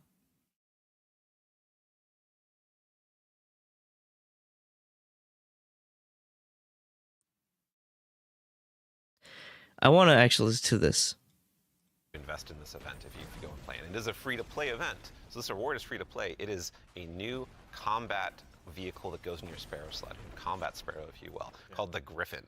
And this is a really cool, like... They added a whole fucking Sparrow with guns. I never thought I'd see the day. There's something else right here. Oh yeah, the shoot. We got to talk about the shooting range. Oh, we had to talk about the shooting range. Right? Yeah. But there is a new way now. We have a new feature, a long requested feature that is being added to the game with Arms Week. It is the shooting range. And the shooting range is... Actually, I do need to move back because I want to hear when this comes. There we go. The dad joke quota has been met. We got to get one in. Absolutely, yeah. But that's not all, right, Ben? Like, you've got more for us, don't you? Oh, yeah. So, like I just said, there's more events that Yeah. we've been making. There's one that's going to happen right after the launch of Edge of Fate. It's called Arms Week.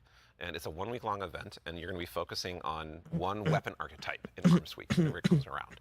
And this one is going to give you a new legendary weapon of that type. It's going to have some volatile mods that are there for the week that are going to be super interesting and fun to play with, and some focusing you can do. But you know, there is a problem when you say this event is going to be about weapons and about using them. Yeah, you got to have a place to test all that out. Right, and so I mean, I've been doing that in EDZ this whole time. I don't know about the rest of you. Those poor dregs. Right? Yeah. But there is a new way now. We have a new feature, a long requested feature that is being added to the game with Arms Week. It is the shooting range. And the shooting range is being added to the tower. It is a now permanent addition to the game with the launch of Arms Week. We're not taking it away. And you can go there and you can try out everything in your kit. So let's say they finally added the shooting range, which is great. I'm not gonna take away from them. It's great. But sorry, my bad. This is something that everybody has been asking for. I know for some people it's probably too little, too late for them. But this is something that everybody was asking for. Everything about your build, with all sorts of simulations of different kinds of enemies and situations, and it's all real damage numbers. It's like It's even got a scoreboard. It's even got a scoreboard for you right there. and your fire team. Yeah, your whole raid team can go down into the shooting range and try out, like, see exactly how well you're going to do for some kind of boss at this range or with a say, yeah, who can do most of the damage, right? Yeah, well, you're probably going to know. That So we have a rally flag. It's not just a shooting range. Like, you can go beyond the firing line and use your abilities too. Yeah, you totally can. Oh, and you can basically just go up to the little slots and then like, run if and you / wanted to, you update could, targets. Even take in Prismatic and pop Transcendence and try that out. And, you know, well, I think the reason why... Oh, and then you can also enable the behavior as well. Yeah, it's a good soldier. Yeah. Standing on that firing line. Yeah, standing on the firing line. All about building that line and standing. Yeah, exactly. A lot of theory crafters are going to have to go ahead and have some upheavals to their Google Docs, I'm guessing. This will be a really good tool. Like, as we're adding all of these different systems with gear tiering and all of that, you can go in and check those damage numbers in real time. Like, Because it's gonna be very good to figure out like drop off and like weapon like bullet drop off and stuff like that in here, and to see how much actual like crit damage you actually my do in stats the game. change? How are these different gear bonuses going to affect my gameplay? You can see it in the tower now. Yeah. And while we're talking about weapons, oh yeah, well, one more thing, right? Yeah, I know. There's one more thing. I know you're excited. So you know, there's more events. Of course, there's more events, and the holiday events are coming up. It is. Oh yeah, and basically the holiday events are getting the Into the Light treatment, which is basically the like a specific either like a specific like type of skin or a like basically they said like holofoil. It's amazing every time I look at it. It is an ocean and the line. Yeah, we put the ocean on a gun. How did we do? Okay, now we gotta look at the big thing. Let's take a look.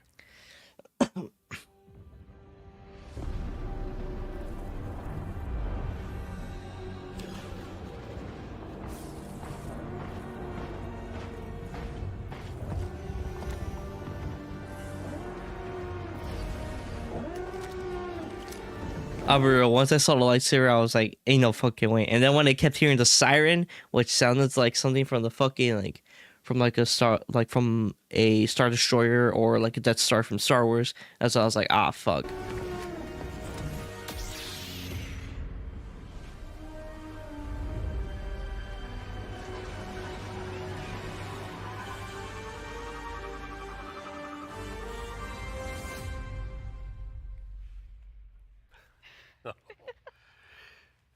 Okay, Robbie, what did we just see? Yeah, so that's Renegades, which is coming out this December. And to really drive it home here, Renegades is a one-of-a-kind Destiny experience, right? And just like we on the Destiny team have taken inspiration from other genres like dark fantasy or cosmic horror, Renegades takes the space western vibe and aesthetic that is Star Wars, and it puts it through that Destiny lens. And ultimately, it's created a new lawless frontier that is emerging within Seoul. And so, like, we're so excited to show Renegades off a little bit today and to be talking about it more in the future in September alongside the free major update with Ash and Iron. But right now, today, we're focused on Rite of the Nine and what's right around the corner with The Edge of Fate. Absolutely. No, I heard a lot of calendars get marked just now on September, but Hopefully. no, super excited to share more of that in the future. But that actually leads us to the conclusion of today's show, which again, we covered a lot. There's been a lot today. Yeah, this has been a big show, honestly. No, we went through a lot of it. So let's go ahead and quickly double check. We obviously went through, and the Year of Prophecy, pardon me, is going to go ahead and kick off on July 15th. And this But yeah, we got a lot of that stuff going on. I'm just like, holy crap. There are lots of things going on with that. As I said, I don't think it's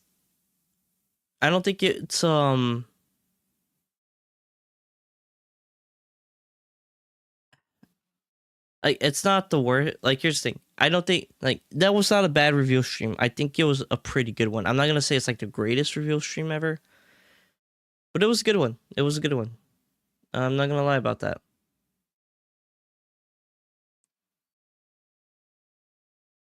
Gonna go ahead and put D2 into the update queue.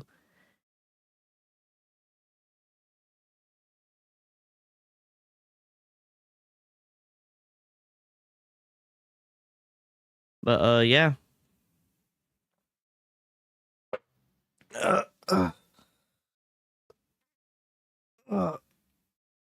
You need to stretch a little bit. Let me also go ahead and turn on my fan. I'm gonna go ahead and just for a little bit put it at the lowest setting. Like, hot air still gets in here when the sun's pointing at the window, but I'm not necessarily trying to also like get myself like that cold, so I'm just gonna have it on the low setting.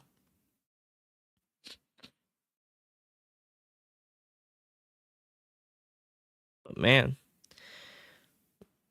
I'm trying to I'm trying really hard not to be like a super fucking glazer, because I like, that's not me.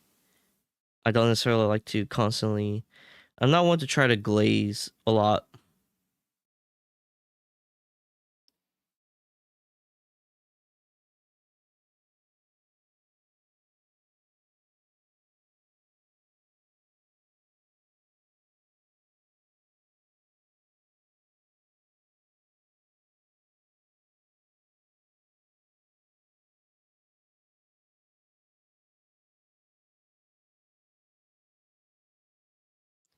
Okay, so somebody on Twitter asked,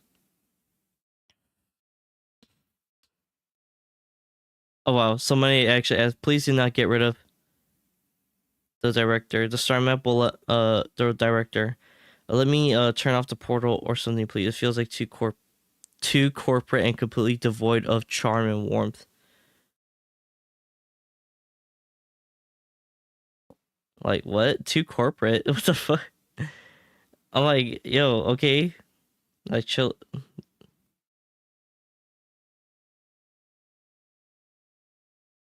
Director will go to the available, will continue to be available through a worlds tab next to the portal. Our goal with the more streamlined experience for all players to find fun quickly and understand what's the next for them to do in Destiny.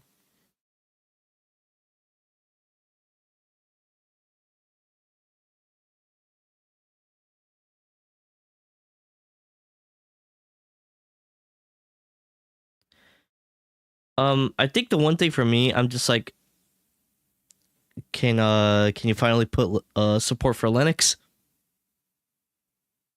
I think that's for me is like the thing I'm kind of like more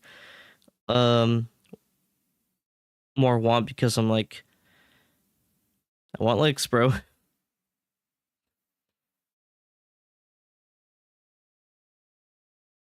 I don't know if, yeah, say either Lodi or Lodi, one of the two names.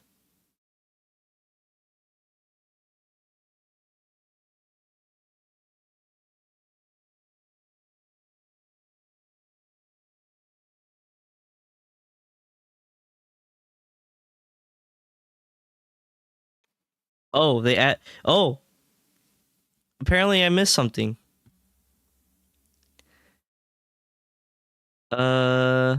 Where is it?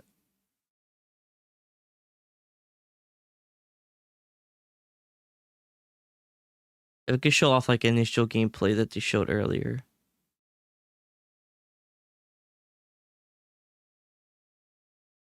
Yeah. Okay.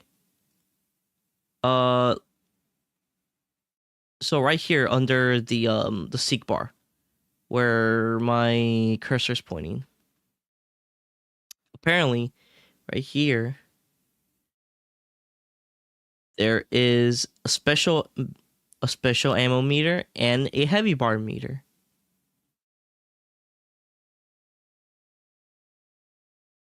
So that's interesting.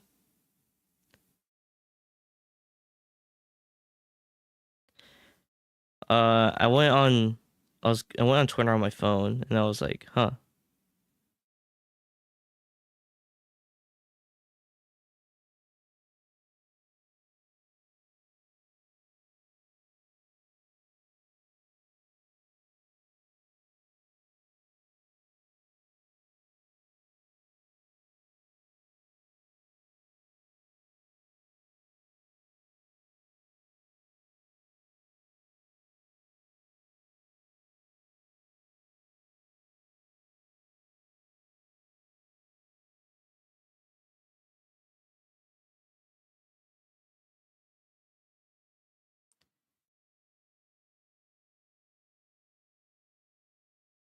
Oh wow. True Vanguard said something too. A lot of info, don't know what expected exactly, exceeded expectations, gear improvements, renovation, base loot, armor system, Revenge Sparrow, gameplay beats, director, a whole lot of new. I mean, honestly, I'm not gonna lie with them. I do agree. It is a lot of like very very new and like a lot of information for honestly an average person to take in, even somebody like me.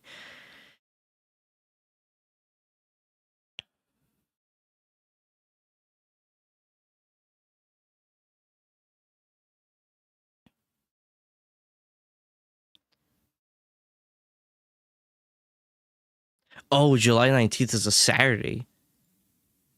So let me look at the calendar.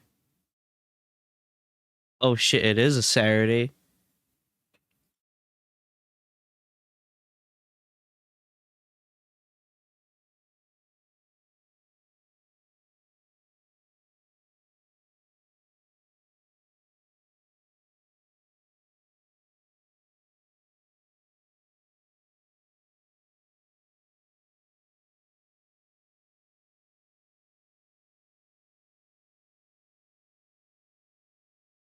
Scarab, this man flipping out for some reason. They have to stop. They have to stop only doing these dev chat things. I love more casual chats, but they need to stop. They need to build a Vidoc or something.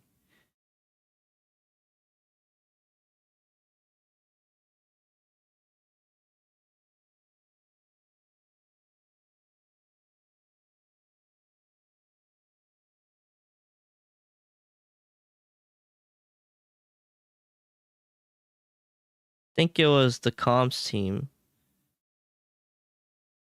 that said something.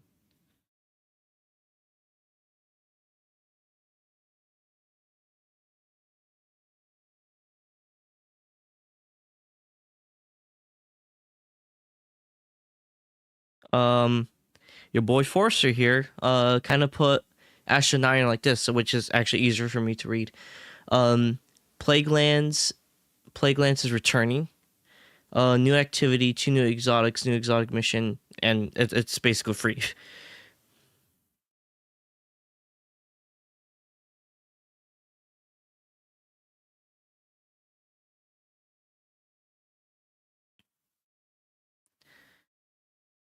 Plaguelands from Rise of Iron, returning Ashen Iron.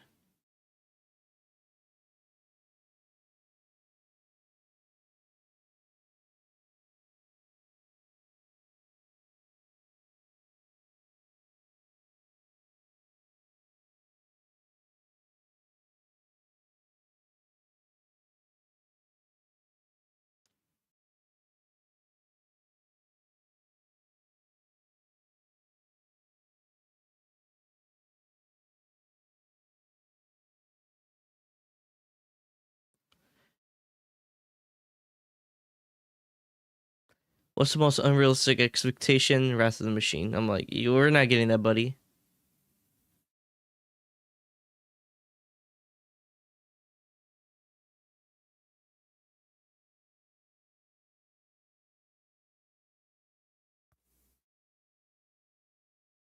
Let's see. If we're staying in the solar system after all, my guess is we go to Old Chicago, eventually name. Do you have thoughts on the pricing? What is it? Okay, so for, I guess in the UK, in Europe, it's $34.99, $84.99,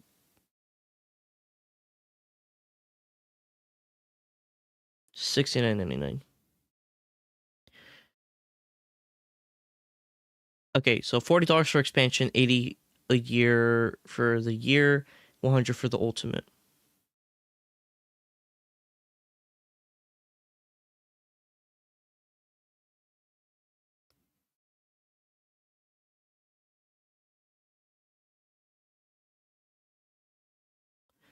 Technically less than the usually annual expansion pass.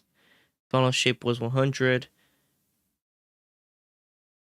Since the ultimate, you're paying for the 3 ornament. Yeah, so yeah, I'm kind of right. The 3 ornament sets basically makes up the 100. So, and for 79, you're gaining the whole year 2 expansions, which is a lot, like just like $20 less than the final shape, and then $10 less for the base final shape, like without the annual pass.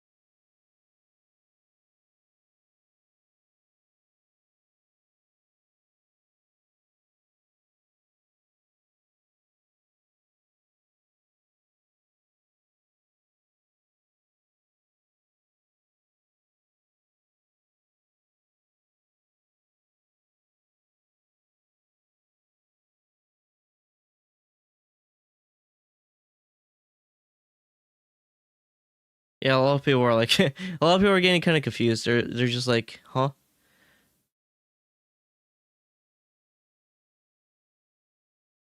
Especially since the Ultimate Edition is just more cosmetics and early access to New Land Beyond. So technically, it's cheaper for the whole year worth of content at $80.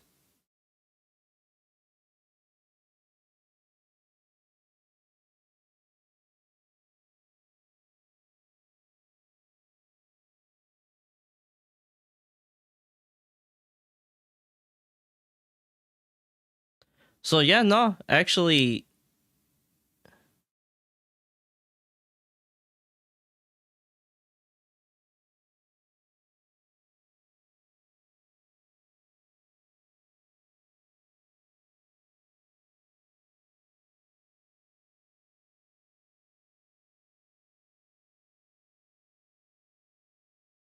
yeah, so no, technically, yeah. Like, if you really don't care about the Star Wars stuff, which I'll be real, I don't really care too much about Star Wars stuff either. As much as I love Star Wars, I don't think that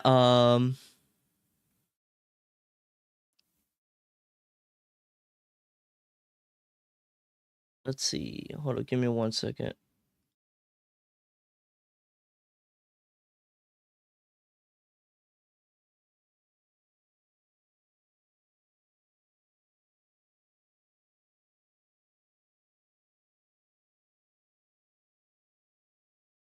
I don't necessarily think.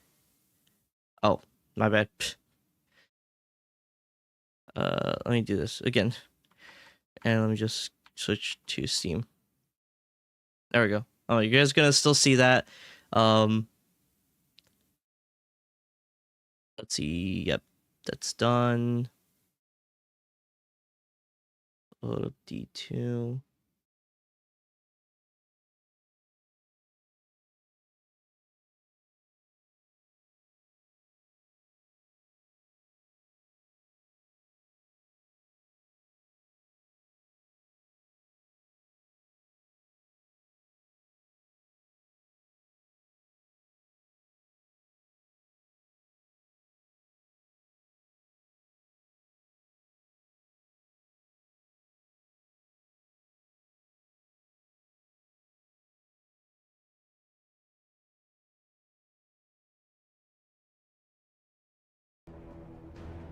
Okay, I do want to check out the Right out of 9 stuff.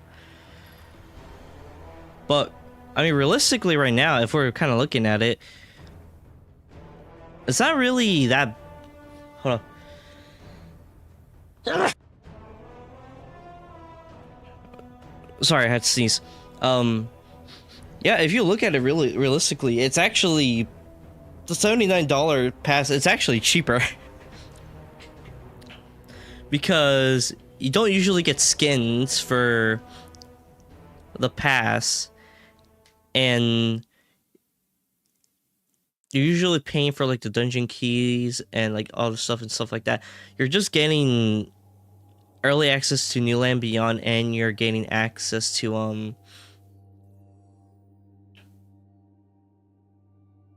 and you're gaining like skins. That's basically all that it is.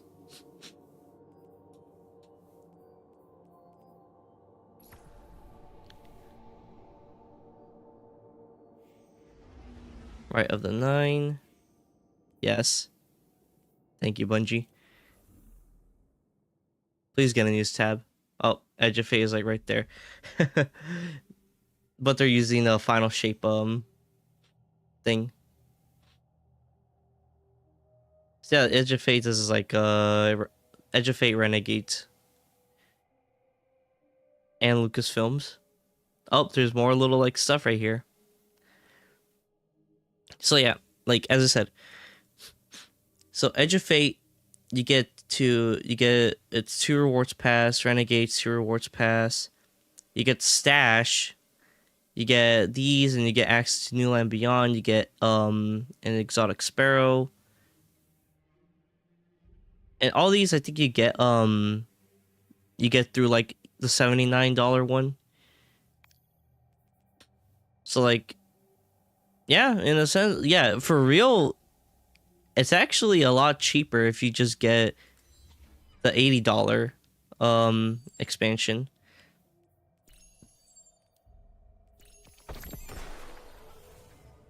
Oh, there we go. We're at 127.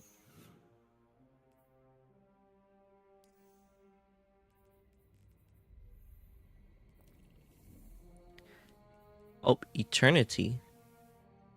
Oh boy. Right of the 9. There's a Eternity. Spire of the Watchers. There's Treasure Hoard. Grasp of Avarice.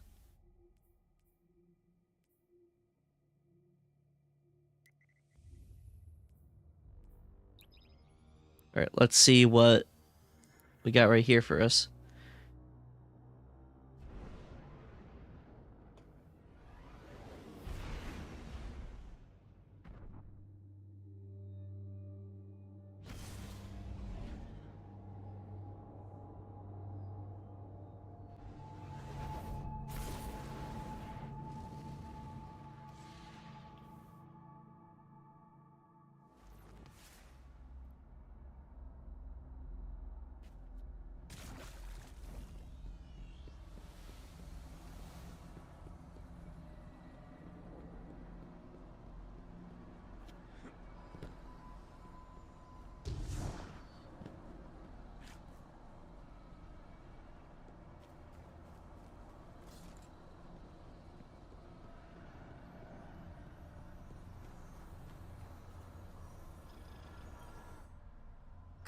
out your fate.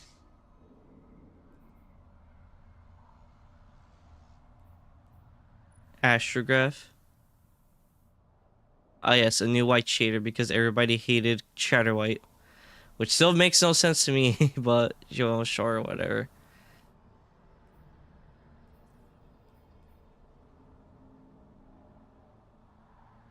Oh, Nonary. Convert all. Oh, Such a fleeting thing.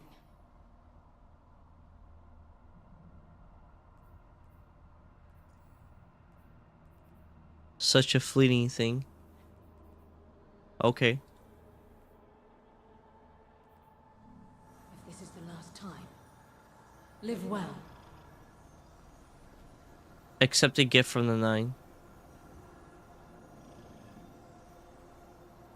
Oh, wow. Okay. So you got Aeon Soul, you got Izzy Bird, which is really good, honestly. Adjudicator, Prosecutor, and Chain of Command.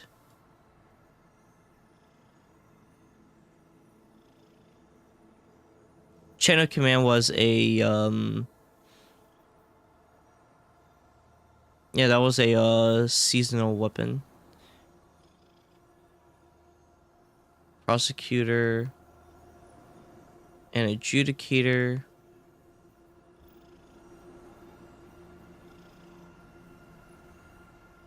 I mean, these are cool now, but they're not Artifice, which would have honestly benefited.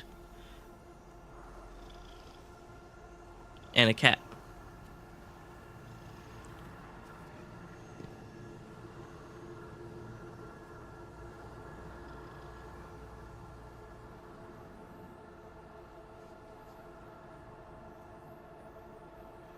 Redeem. Terminus Horizon Adept.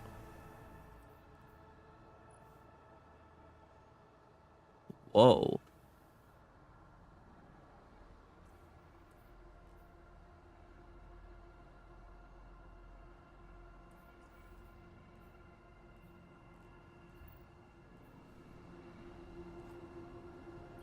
I mean, I can roll again for it, but I don't know if that's my currency. Looks like it. Hold up. Let me try it one more time. Long arm. Okay, that uses 200 of the currency.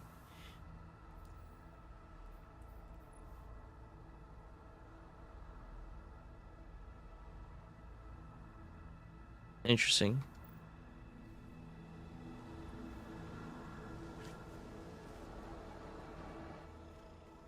They said that... Okay, it says that one will show... that a certain... there's a thing up there.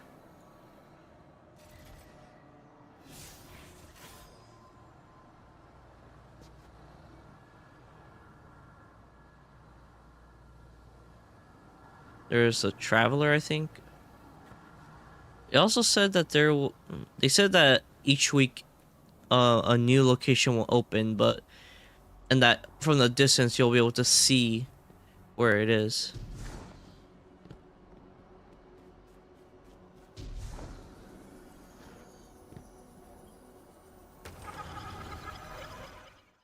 Oh. Whoa. The emissary brings you a message from the 9. They Orin. put forth a challenge to the Lightbearers. A begrudging implement. A worn tool. Guardian, please. We ask, make known your value, so divided gods may wield you in time.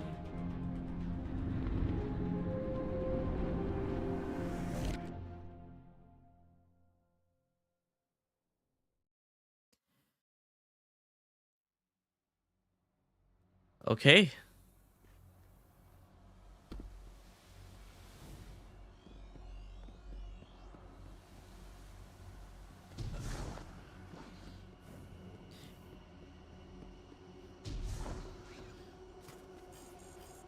All right, Termac.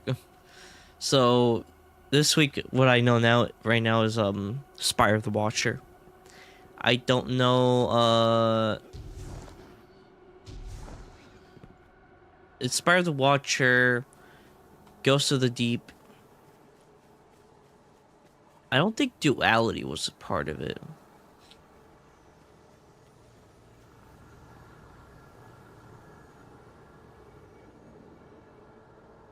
No, I think it was Prophecy. I think Prophecy is also part of it. Yeah. Yeah, it's Prophecy, Spire of the Watcher, Ghost of the Deep.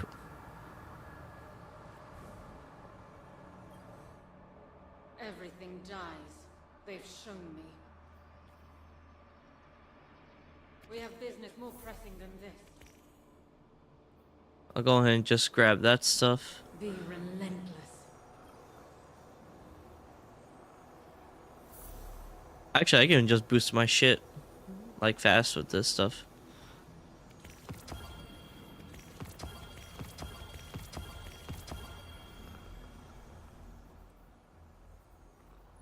So,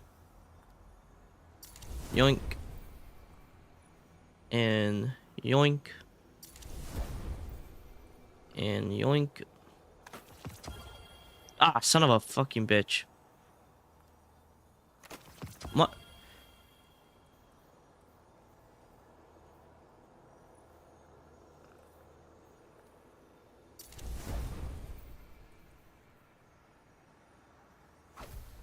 I'm so stupid. I legit fucked myself right there.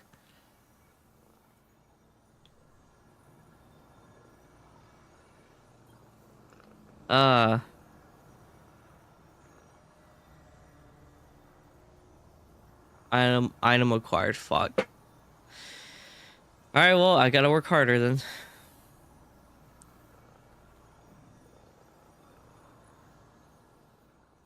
I don't like this adjudicator.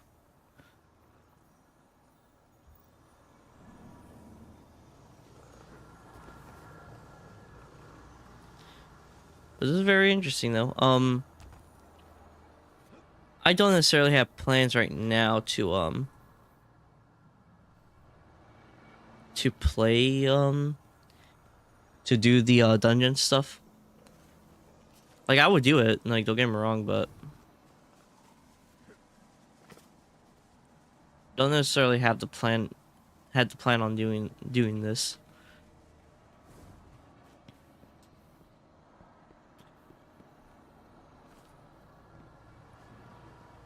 Not gonna lie, it's kind of been of a bit kind of a struggle trying to just keep up. Explorer mode. Yeah, matchmade explorer mode. That's Eternity mode.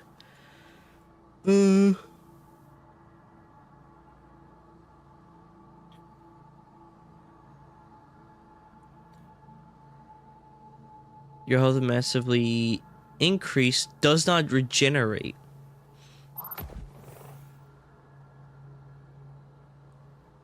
Ultimatum.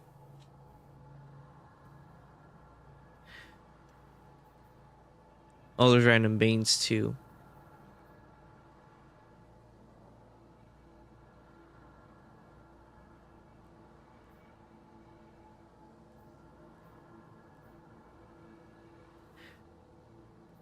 Not swapping exotic armor and ammo type in the kinetic or energy weapon drains all ability energy. Scorched earth, galvanized shocker, shielded foes.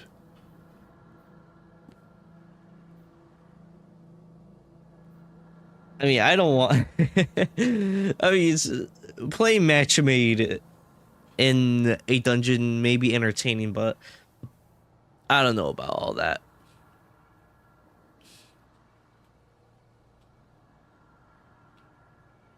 Solo and 2-person fire team receive additional progress.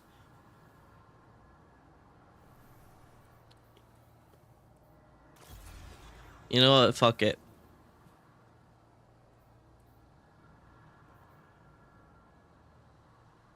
I don't necessarily have a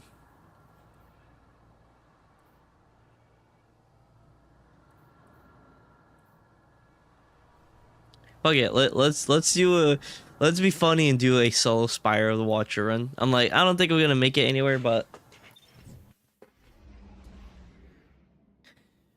we'll do it. We're gonna play the Explorer mode and see like if even we as solo players can acquaintance among the hidden tells me that a Seraph complex recently I was saying the same dialogue. time since the collapse. Shortly thereafter, Vex incursions were reported. Anna flagged the site as a potential pillory bunker. If the Vex gain access to its systems, they'll use it to wrest Rasputin's submine data away from us. It would be catastrophic.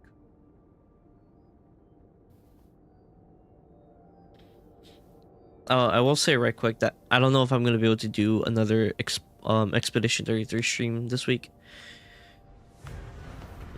Might have to be next week though. I'll see how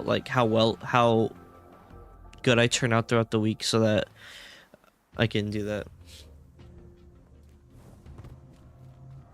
You've landed at the source of the complex's arc supply. Centuries in Martian rust have done this place no kindness. Our window of opportunity is short.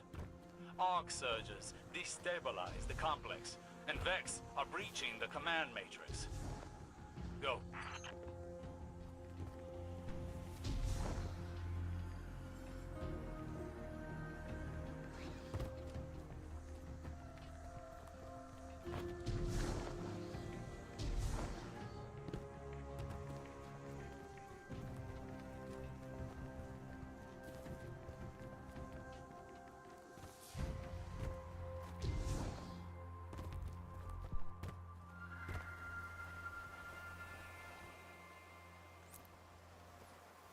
Ah, yes, I remember when this would basically break the game when it came out. That was funny.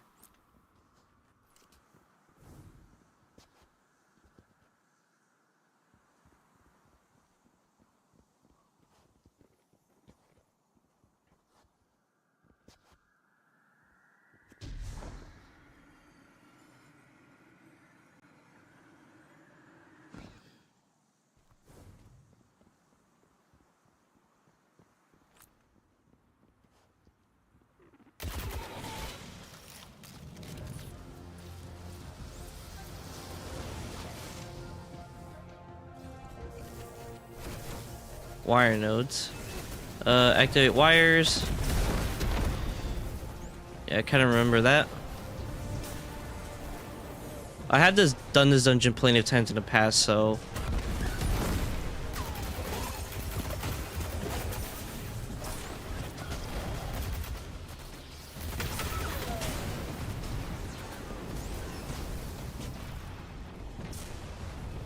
and since this is more of a guided thing, I'm just like, it's gonna be a little bit easier for me to do this. Alright, I just gotta follow this here.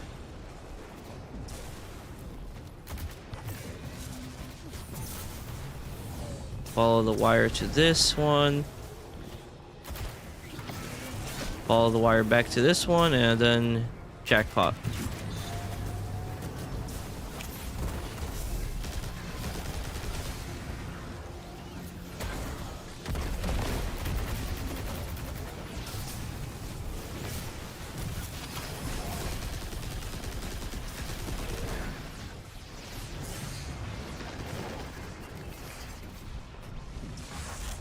I know that there's some people who are like that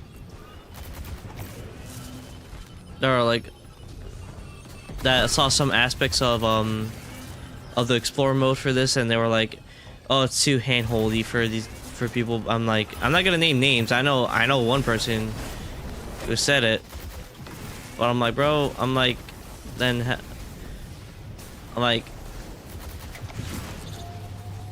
people who do the Sherpas and shit like that, I'm like, yo, they're already getting, like, they're already getting their handheld because you got a Sherpa with them already.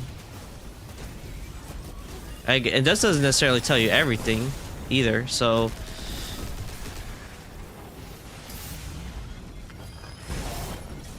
So many fucking supplicants. This is insane. Oh, you got a little ball.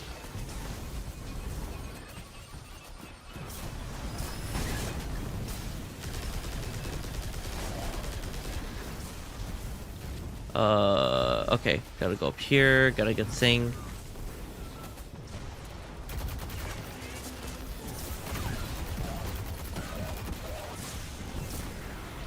Jesus fucking Christ.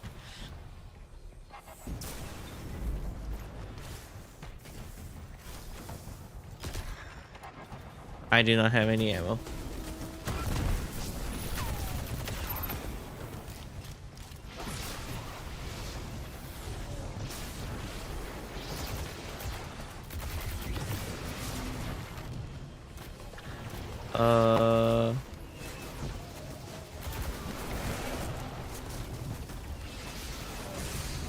Holy shit.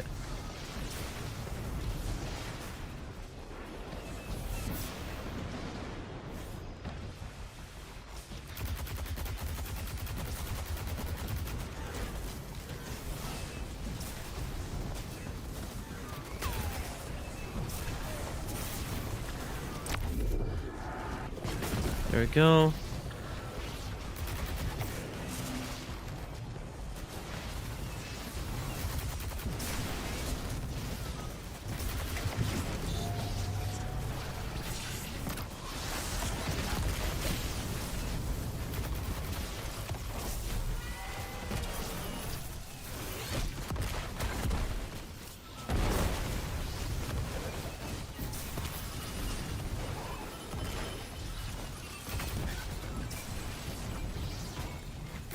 Bro, I just hear the supplicants and I'm like, those motherfuckers scare the fuck out of me.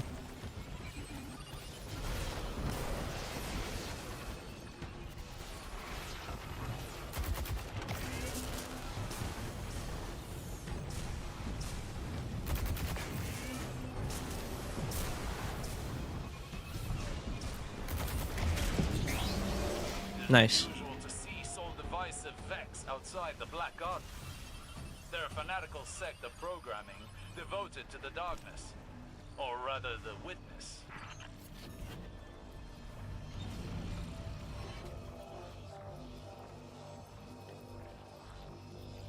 The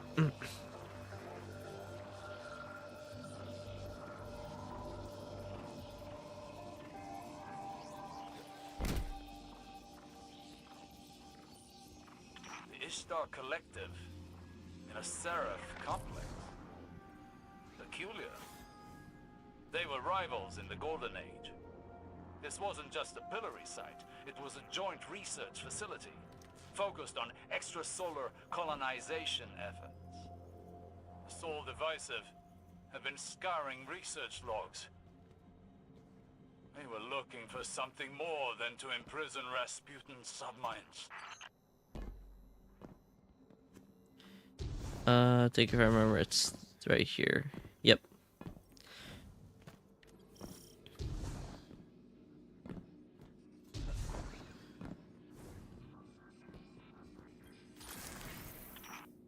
In old duels, house rivals met with honor.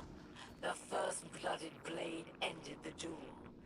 But now we do not look to houses or enemies with honor. Let me go ahead and turn off studio mode. I am alone. There we go. Watching your traveler as I was the day it fled Reese. My blade grip in challenge. But I have not come for a drop of blood.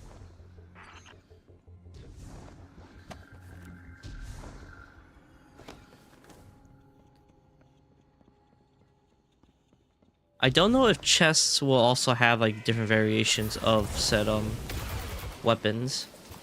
Maybe to their own respective ones, probably.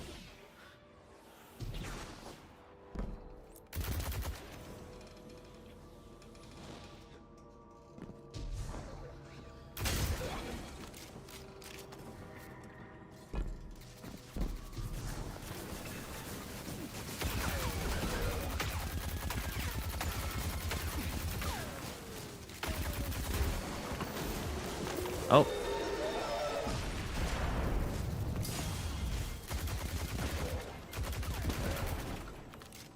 Okay, I am going to switch out of Martyrs. Because, holy god, I don't think I'm going to be able to do a lot with a fucking grenade launcher in this.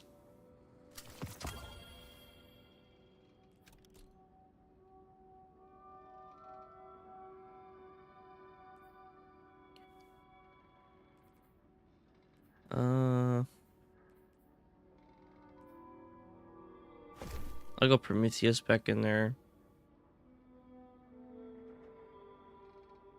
I don't think I have a linear for in this section. Actually, no, I do have, which is Lord's Driver, but I don't really know about that.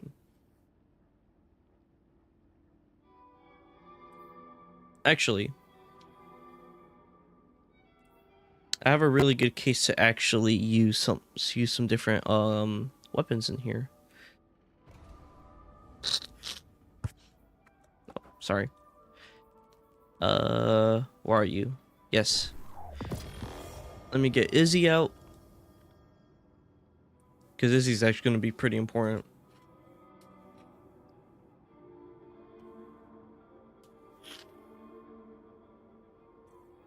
That's for like a base weapon to do damage.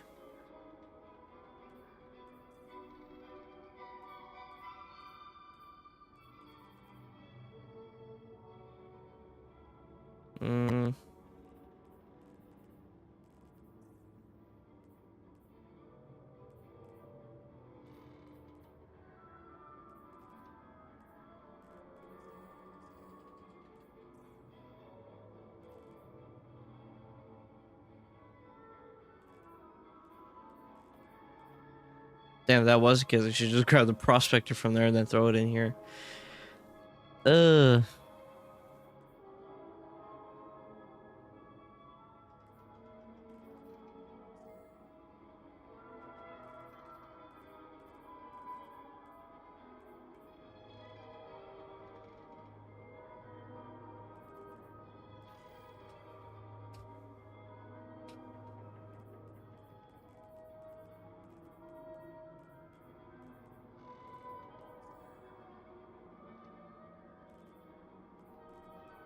Alright, let me go back all the way over here.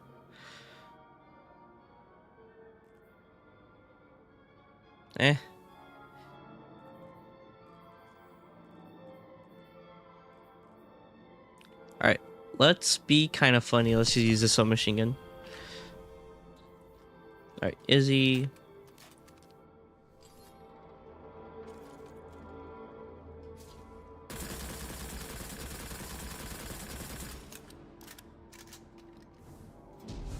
Feels like it would be something you shoot fast, but no, not really.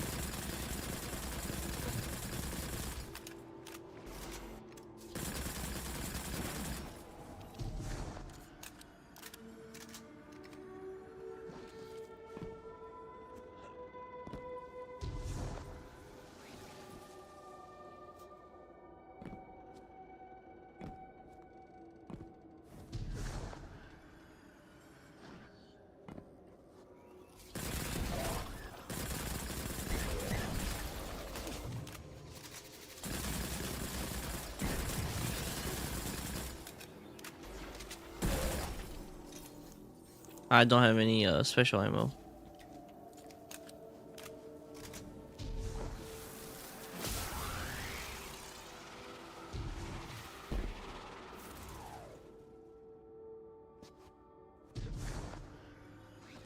Okay. There should be a switch right here, because I know in the Explorer mode there's like a switch where you can activate for your team.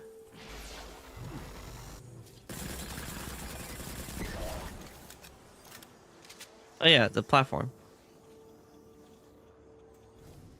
I know right here there is a secret chest all the way over there. Go ahead and grab this. How salvation understands your collapse. A whirlwind left in the wake of gods. We wade through Hey. The sigil on the screen. An old house. An old ideology. A failed tradition swept away in that wake. I could just jump here.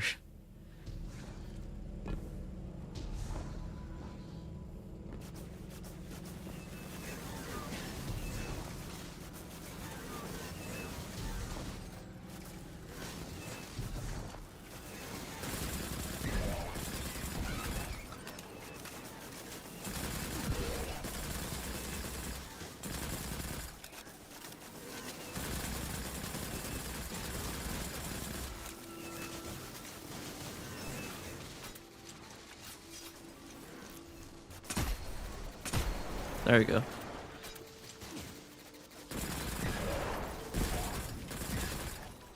I'm probably gonna need a better weapon, actually, to shoot. Because 29 is not gonna be enough. It's not gonna be enough.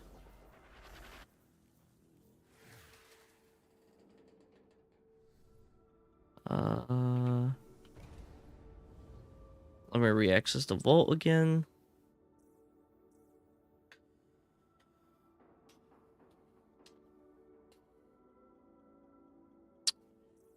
Nope.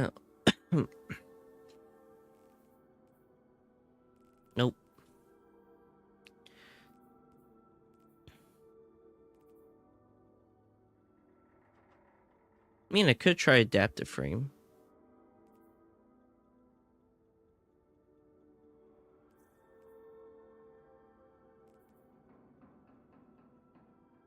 Heal clip, kill clip. That sounds fun.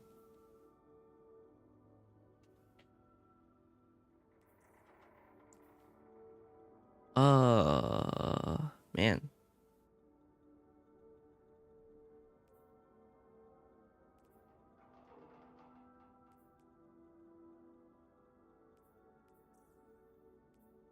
Actually, where's that one,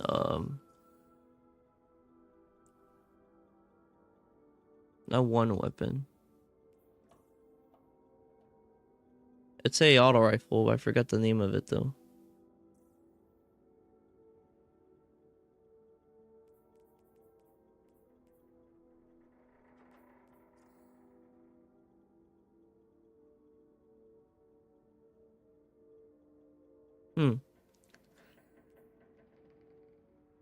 Oh wait, that's damn it, that auto rifle is kinetic.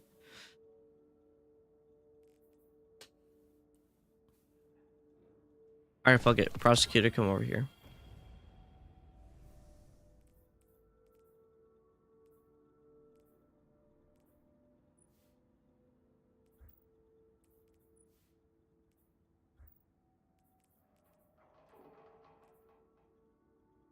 Rolling Storm. Final Blows Grand Bolt Charge. You know what? That sounds better than this. So, come here.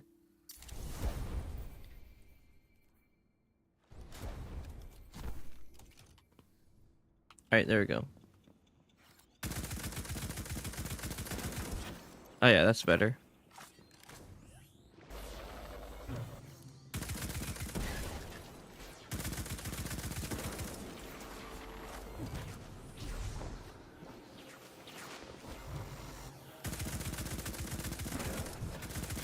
This thing has some fucking recoil though.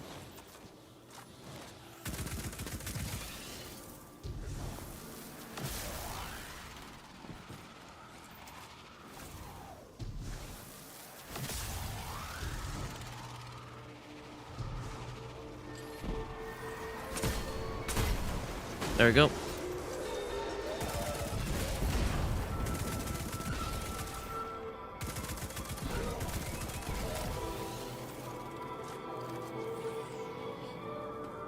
I think there's a thing over here.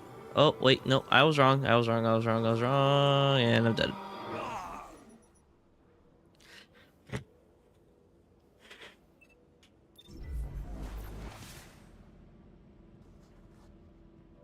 I was for sure there was a thing here.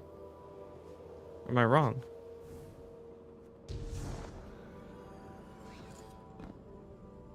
It's probably over there.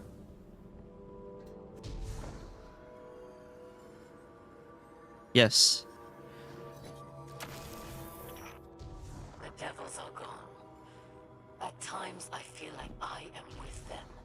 That this is my penance. To remain lucid as the chill creeps into my flesh and my heart grows numb. As on Europa, to survive, I must kindle flames where I find them.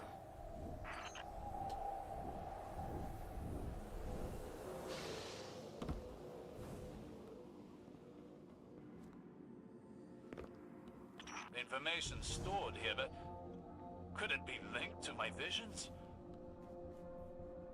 Why else would the witness be interested in these files?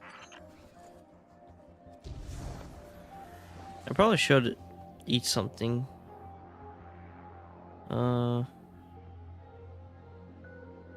Give me 1 second.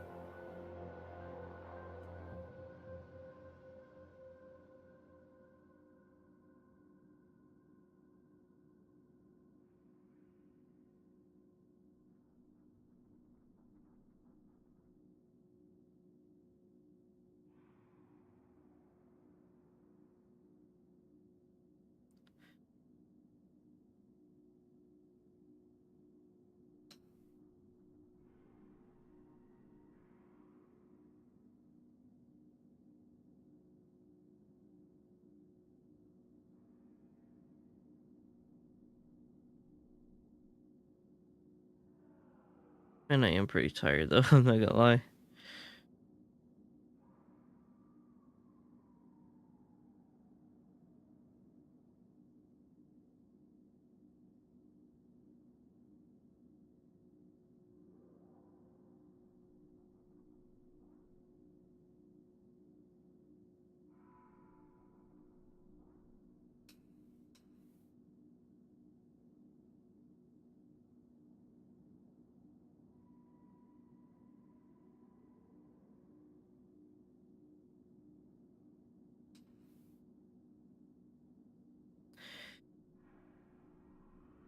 Wingstop actually sounds pretty good, but Jesus Christ, that shit's expensive though.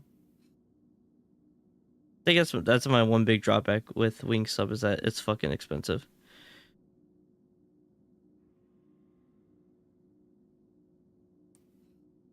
I mean, I could get a chicken sandwich combo.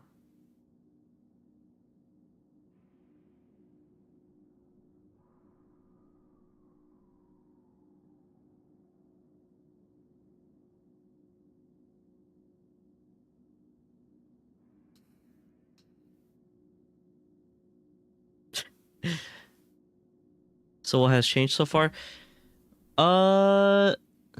Hey Top Kid. No, nothing necessarily yet. Well, right now I'm doing like I'm kind of going through like Explorer Rights of the Nine solo. They kind of changed the. And right now it's just like a new event that like they've started. It's kind of like if you recall Into the Light,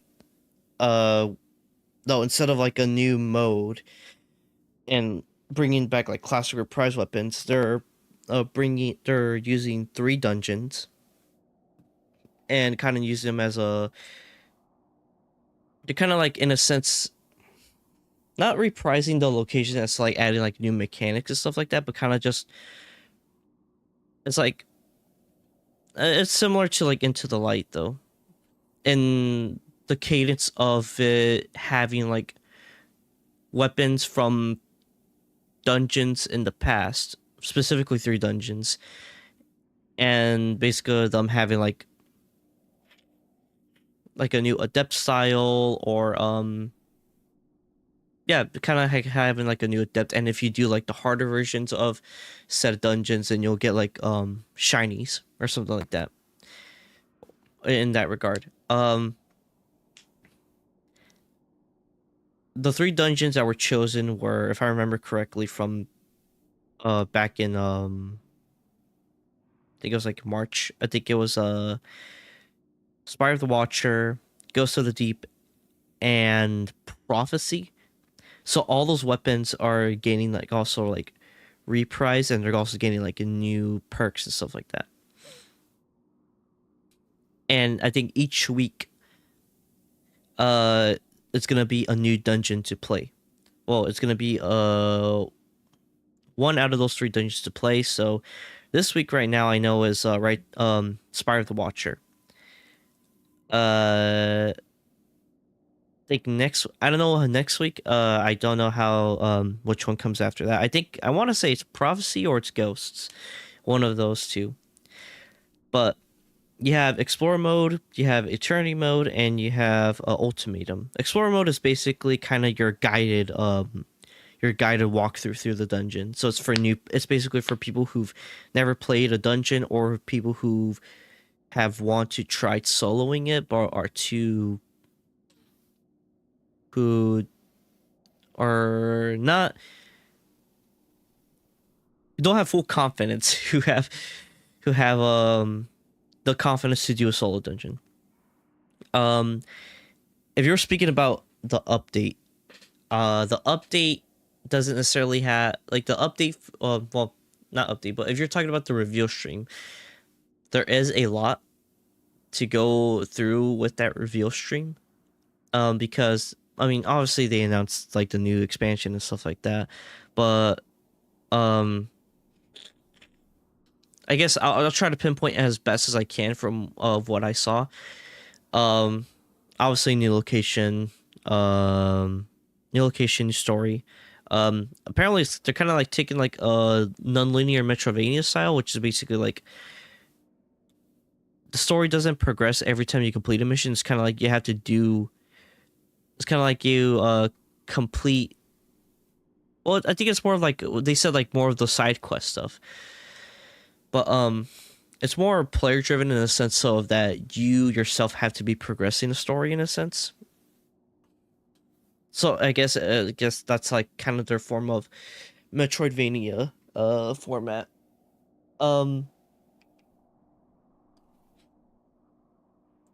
What else is there?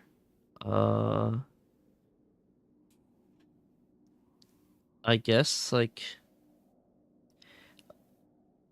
I know there's like new sub abilities to do with like your current stuff, with your current abilities for your like I think this specifically for light subclasses.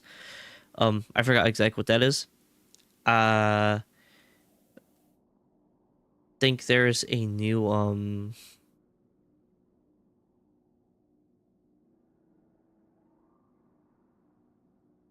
sorry, just checking something. There is a new, what is it? There's a lot of a lot of overhauls and changes to like our current core system. So, for example, if I go right here, so you see how we have mobility, resilience, and recovery. These are not there in a sense anymore. I'll go ahead and explain a little bit. But first things first, discipline has changed to grenade, which is focused on grenade stuff. Until it changed its name to super. Strength is changed to melee. I want to focus on these top 3 though. So mobility is completely gone. I don't think gone like that though. They changed this to weapon, which basically you have increased reload speed and I think ready speed. And this now has a thing where you increase your damage against minors and major combatants, which basically minors are your red bar enemies and your majors are your orange bar enemies, I think. Or should be. Resilience, in here now it's health, I think. Well, it's something pertaining to health. Health is right here. So, health, it's it doesn't have damage reduction, or does it have damage reduction before dying, increasing your shield capacity. It increases, you pick up orbs and it regenerates your health, and I think that's something else pertaining to health. I think if I go back to YouTube or back right here, and if I scroll through, I can kind of just look through and see.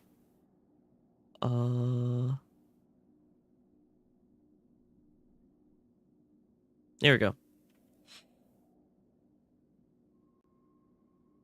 So if I back up right here, okay, so the weapon stat is increases weapon and weapon wield speed and handling, and increases weapon damage against minor and major commands. But this goes all the way up to 200 now.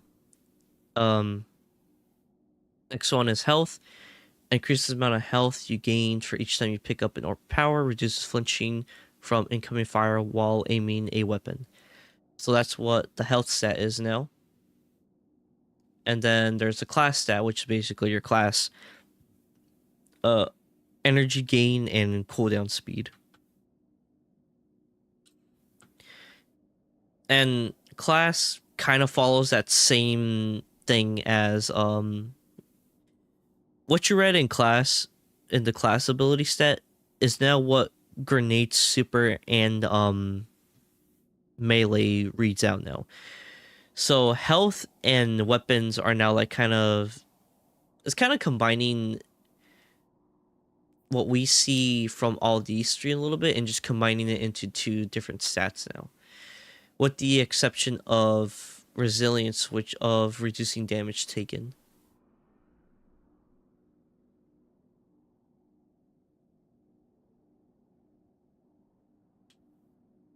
If you got any other questions, that you're thinking in your head, feel free to ask me. I'll try to answer as best as I can.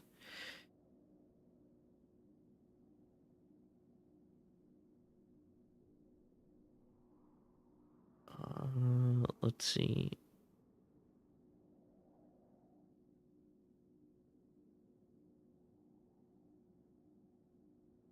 I was just taking a quick minute to see if I want to order something, but as I said, you or anybody who's watching, go ahead and try to.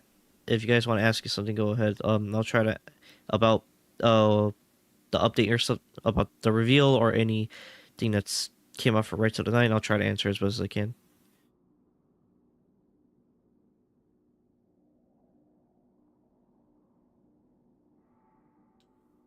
I do apologize if I don't read your messages immediately. I am a type of person who is more. It gets more focused and it gets more in the zone in the game than most people. So I tend to not read chat a lot, which is something I gotta work on.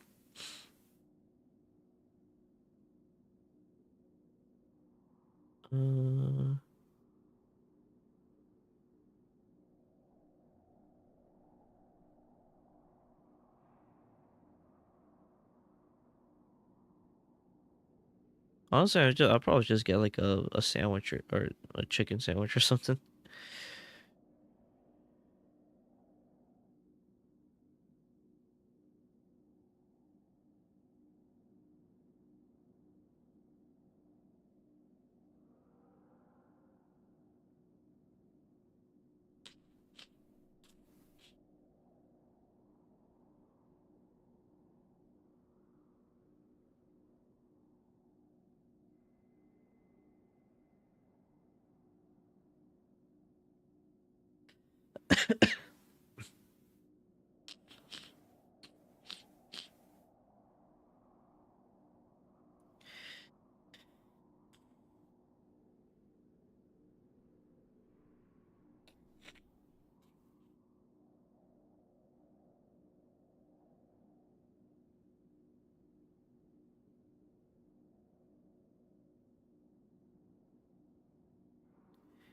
Save options, meal beverage. Ah, damn it.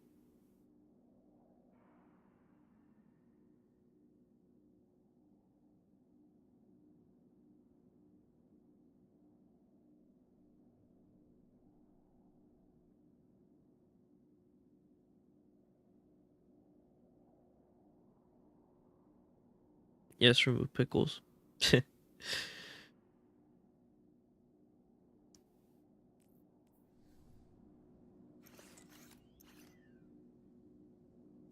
Just gonna do this so that I don't get booted out of here. Potato fries.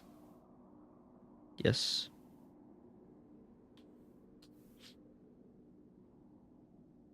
You know what? You know, I'm not gonna get. You know, screw Chick-fil-A.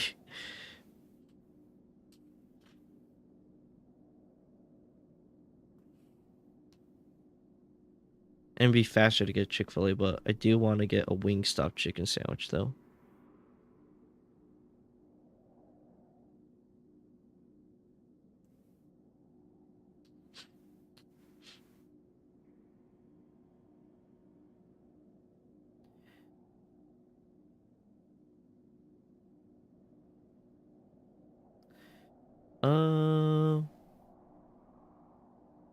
I think I'll do the hot honey rub.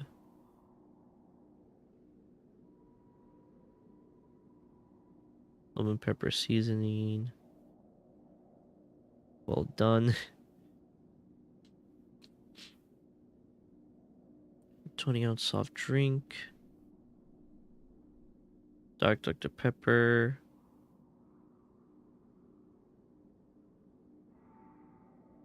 No pickles.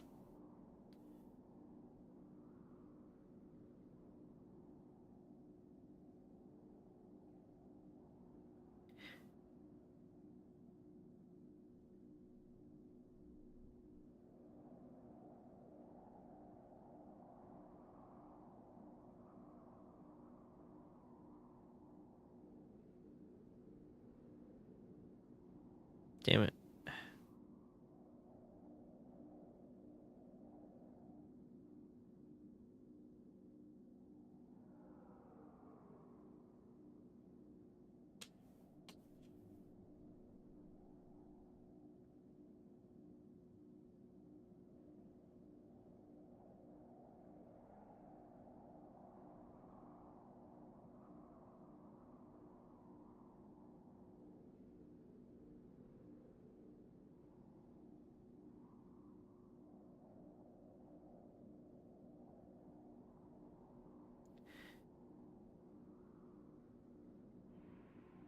Fuck. Hold up, let me see. Let me see this thing right here.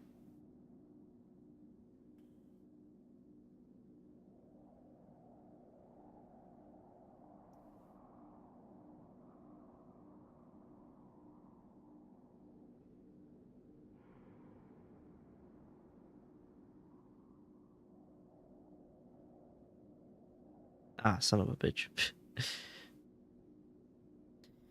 Alright, you know what?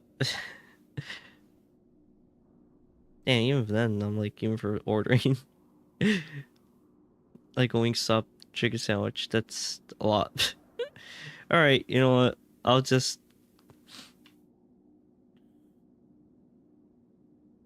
I guess I'll just get Chick-fil-A. I mean, it's good. Alright, let me progress a little bit further. Actually, let me go ahead and just take my ass to the first encounter right here. There we go. I'll just take my ass right there. And I will go ahead and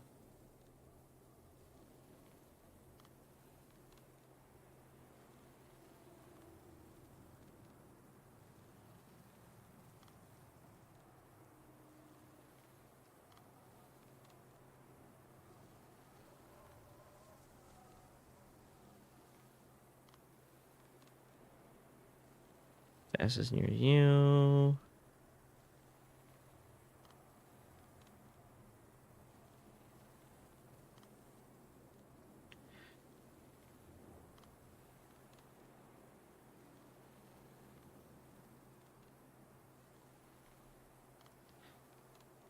Spicy chicken sandwich.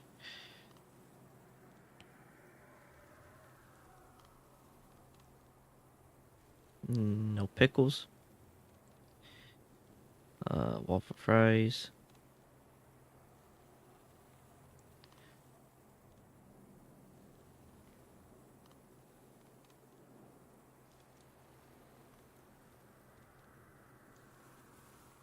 And then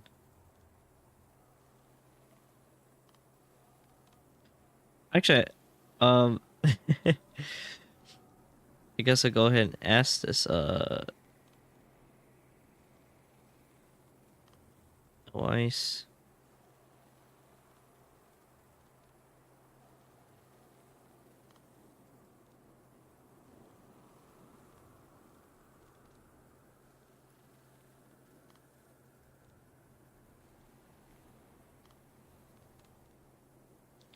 Have any of you guys ever tried I guess diet lemonade?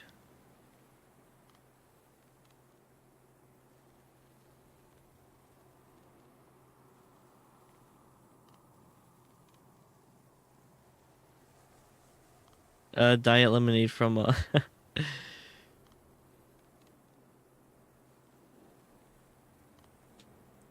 from Chick-fil-A, I asked that because it's like I got rid of soda. I've been for the most part I've mostly gotten rid of soda out of what I eat and drink. Like now, for the most part, I haven't got rid of it completely. Like occasionally I'll drink like a soda here and there, but like most of the time now it's just basically water. And whenever I eat, like order something or buy something, I always like look for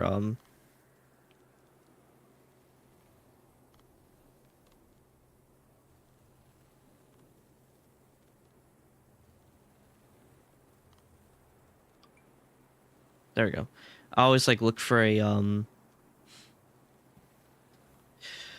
like diet drinks or stuff like that. It kind of sucks though when it comes to DoorDash in that regard, because or like something like DoorDash or like delivery stuff. So yeah.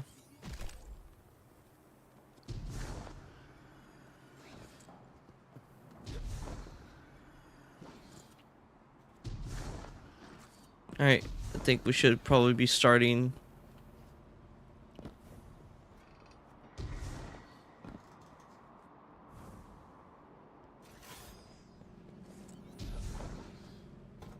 Some point we should be starting now.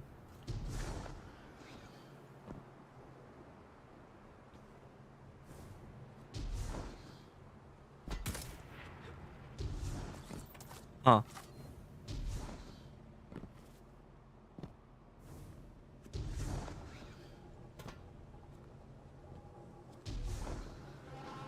Here we go. Oh.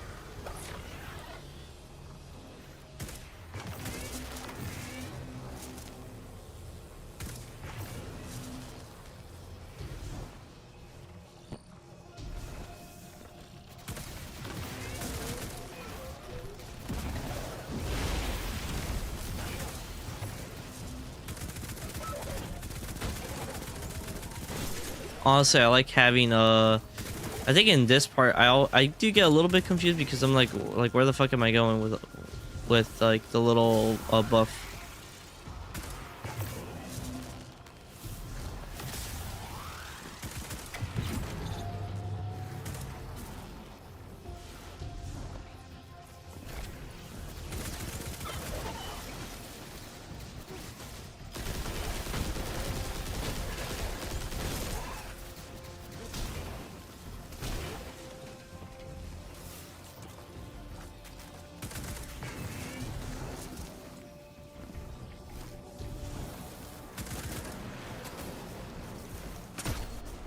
Oh.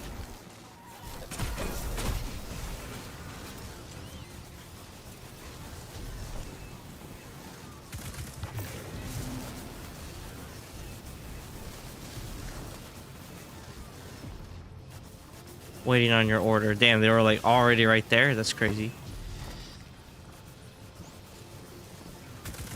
Alright, activating that. We can go ahead and go up. I want to try to get rid of some of these dudes because they are annoying the fuck out of me.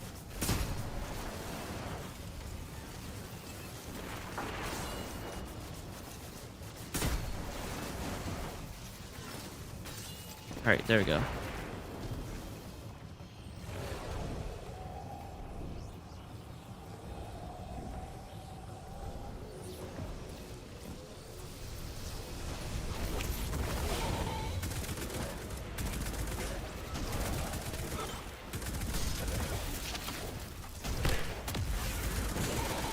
Consume. Don't run away from me. Thank you.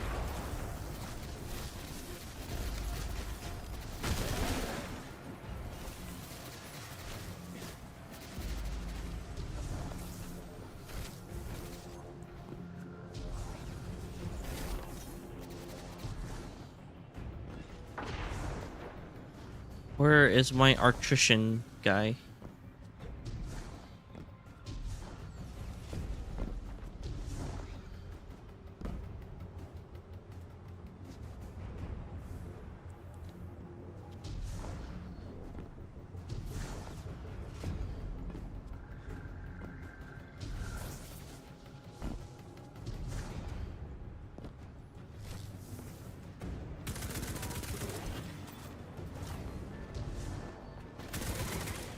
Ah.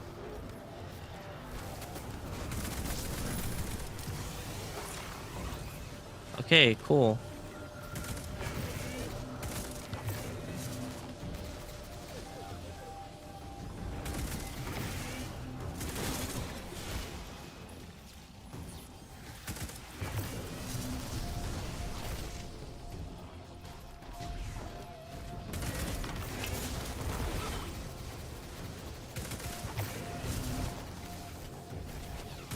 Oh shit. Oh, I almost fell.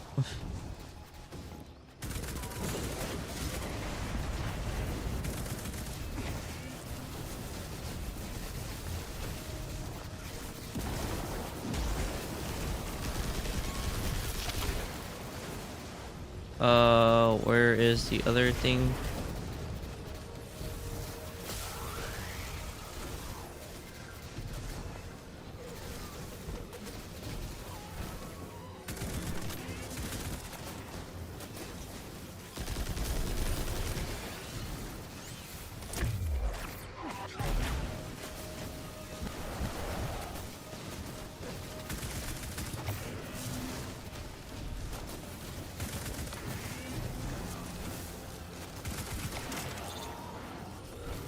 Alright, time to take this guy out. And that was not enough.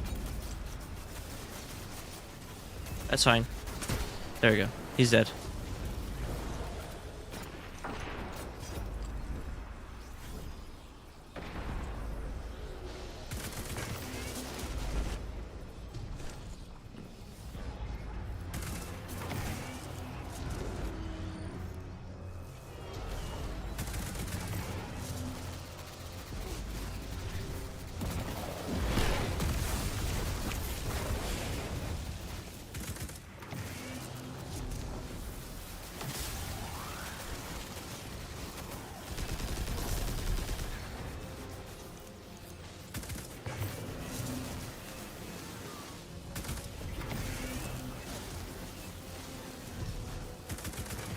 I forgot that one's bottom and one's top.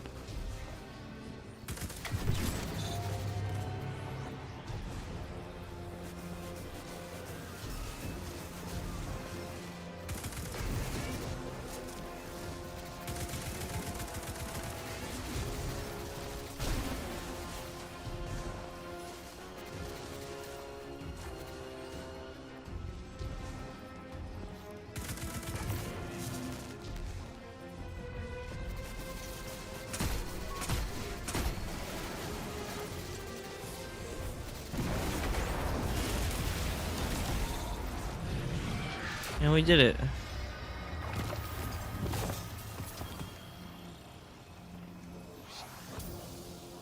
And we got a Wilder flight. 9 styled. Nice.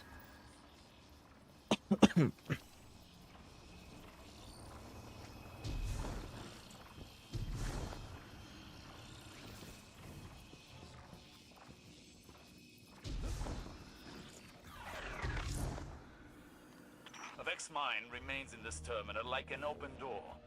It's using the tower's arrays to connect with installations across Seoul. This must be in preparation to imprison the submines. Breaking their connection could end this threat. More things.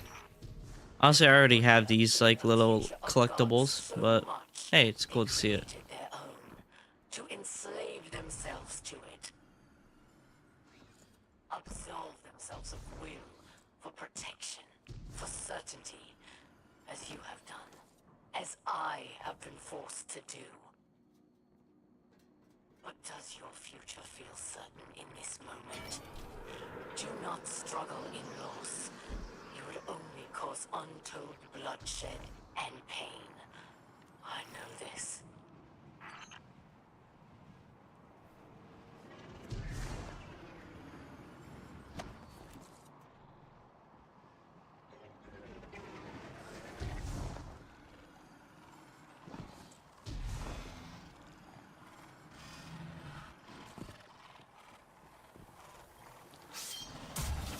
Okay.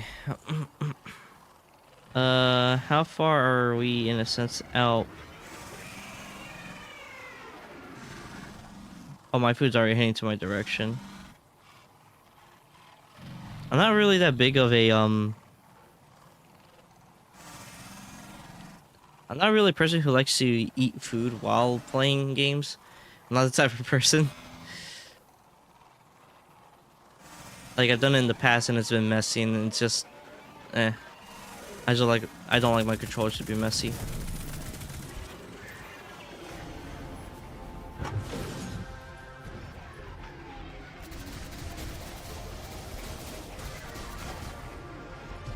So, since it's solo, I gotta juggle doing all this.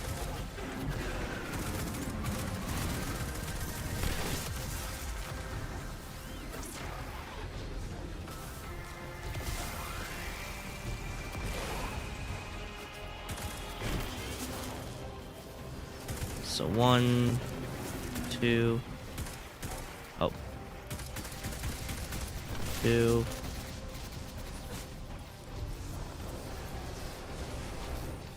3, 4, and alright, that's 1.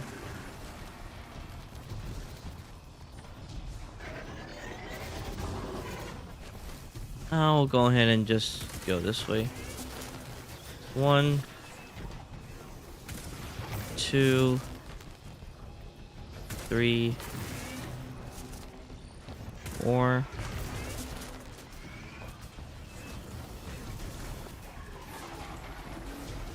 5, 6. It's 2.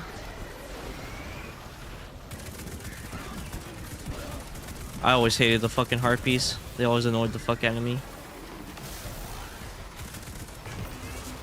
1, 2, 3,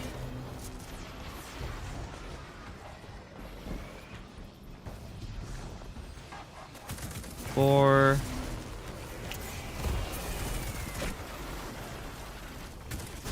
get out of here. 5, 6.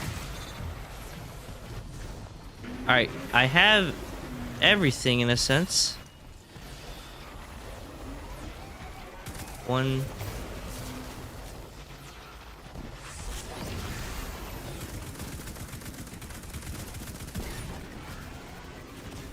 Actually,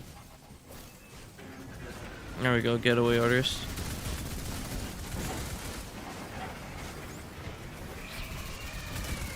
Two, 3, 4.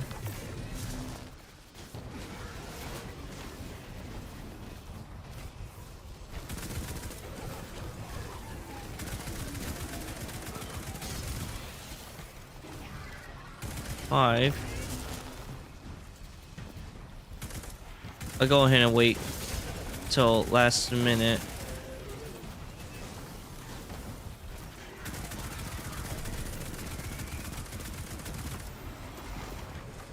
I got 8 seconds, 7 seconds, 6, 5, 4. Alright, I'm hitting it.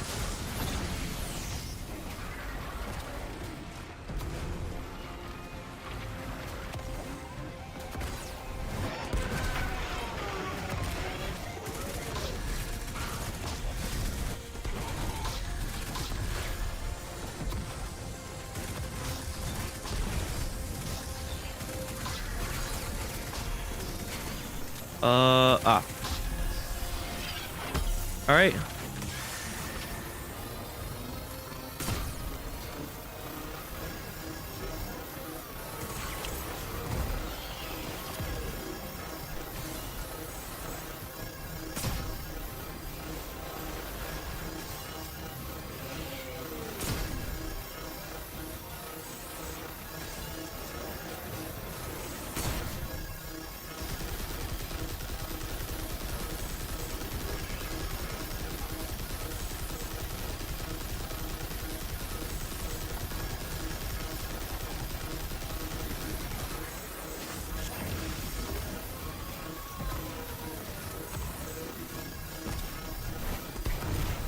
Ah, I clicked on the wrong thing.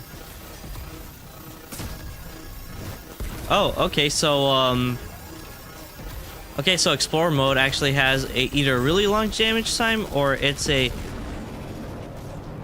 Okay, yeah, so Explorer mode has a very, very long damage time compared to,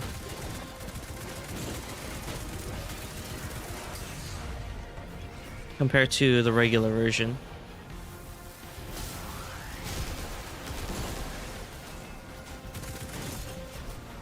I'll be real, I'm not necessarily trying to actually finish the dungeon entirely. All I'm doing is just really kind of messing with it to see what's up. I haven't really eaten anything, so I think once I get my food, once my food is dropped off, I'm probably gonna go ahead and just stop right here.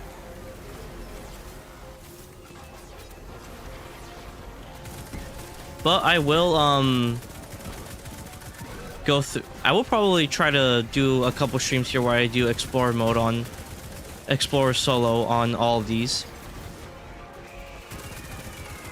I feel like also it will help because I've done a solo dungeon. I solo Flawless Prophecy, which is a stream that I still need to kind of cut out, and you know, still need to cut out and like kind of get the solo part of it as its own little video for everybody to watch. Oh, and you don't have to redo the whole thing. You could just do the one mechanic constantly. That's actually pretty good.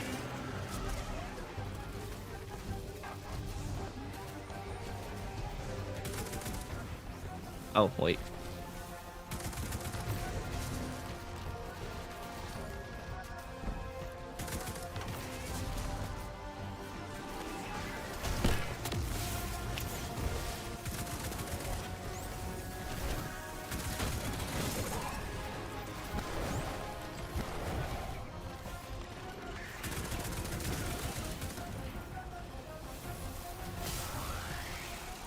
I just realized something. I don't have. You know what? Let's go ahead and mess with the...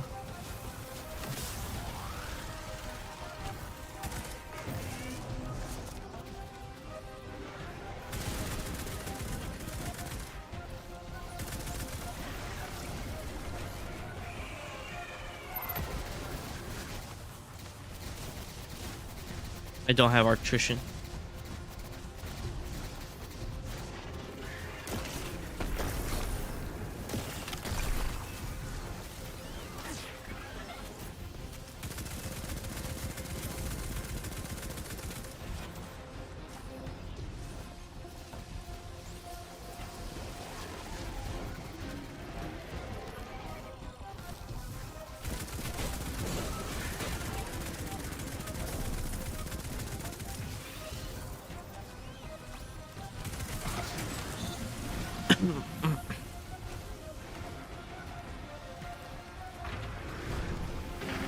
Ow, ow, ow, ow.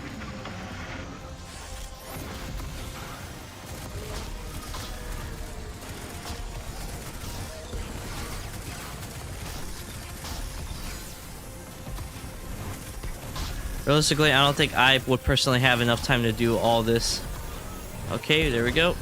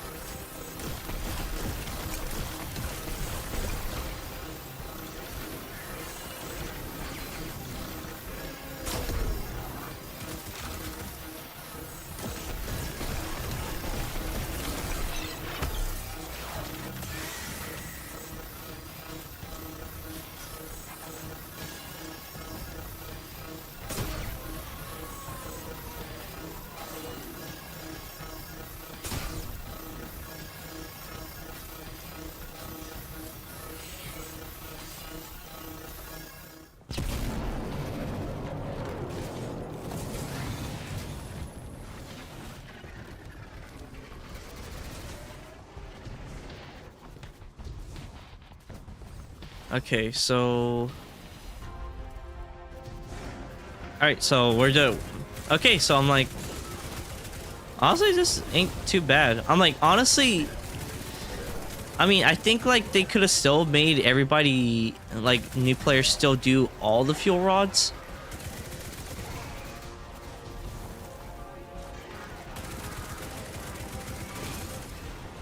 Or at least like they give like a little like tip node, basically being like when you do the higher difficulties, like in the actual dungeon.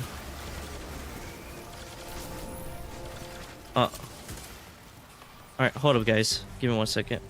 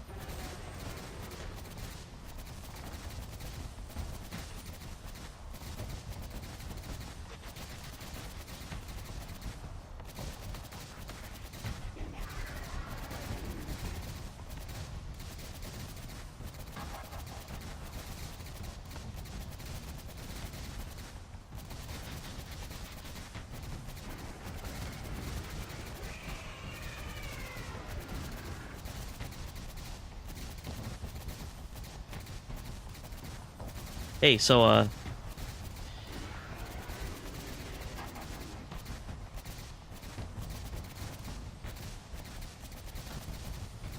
give me 1 second.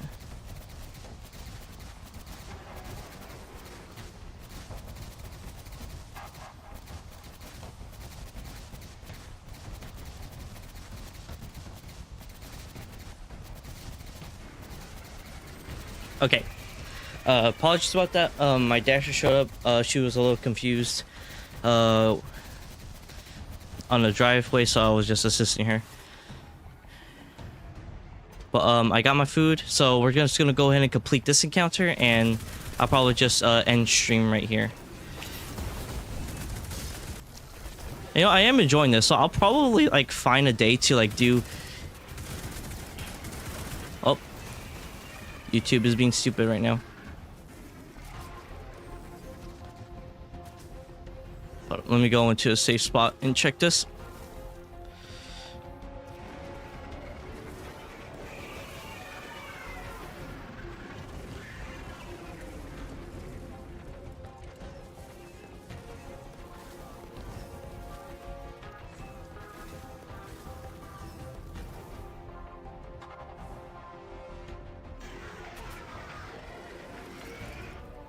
Okay, so whatever I did, I don't know, I did a thing.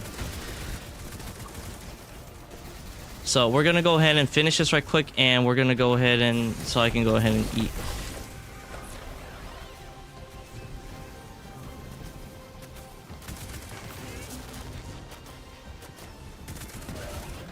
Gonna try to generate as much as I can of whatever the fuck it is. As much super energy. Though I think I can probably take him out with a couple Izzy shots, so I think I'll be fine.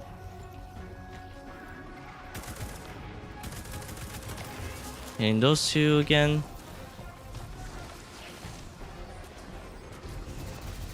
I see the benefit to adding the nodes though, especially for like a new player who has never done this. Alright, come on, buddy. Get in here, let me shoot your ass.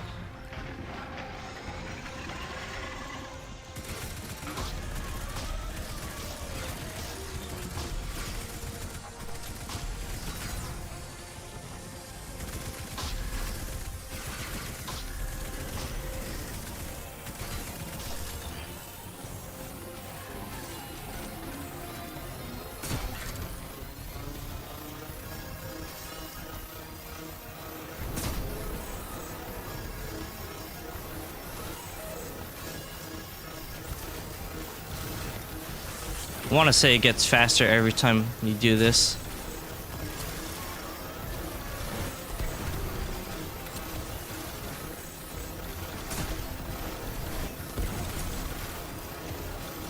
Ah, fuck it. 1, 2, there we go. Breaks, and so does their hold over the security systems. Perhaps now we can.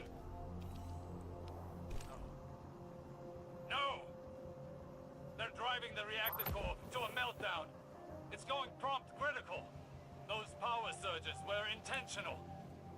Get to the reactor, lest we lose everything. Oh, there's another thing here.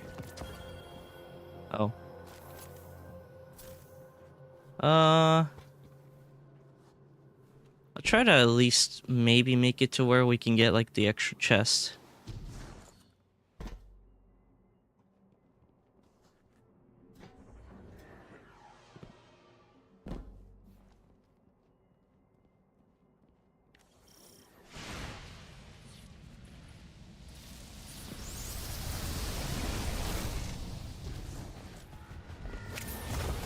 Oh, I forgot about all this stuff right here.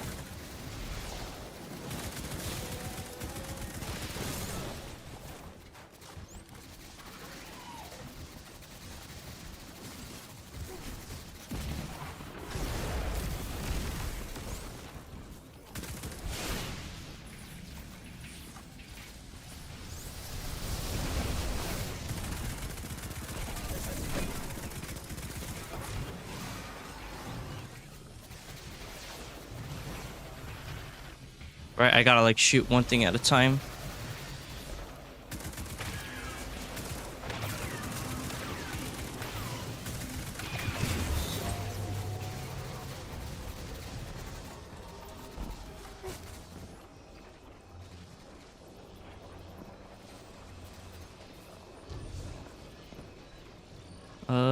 Here we go.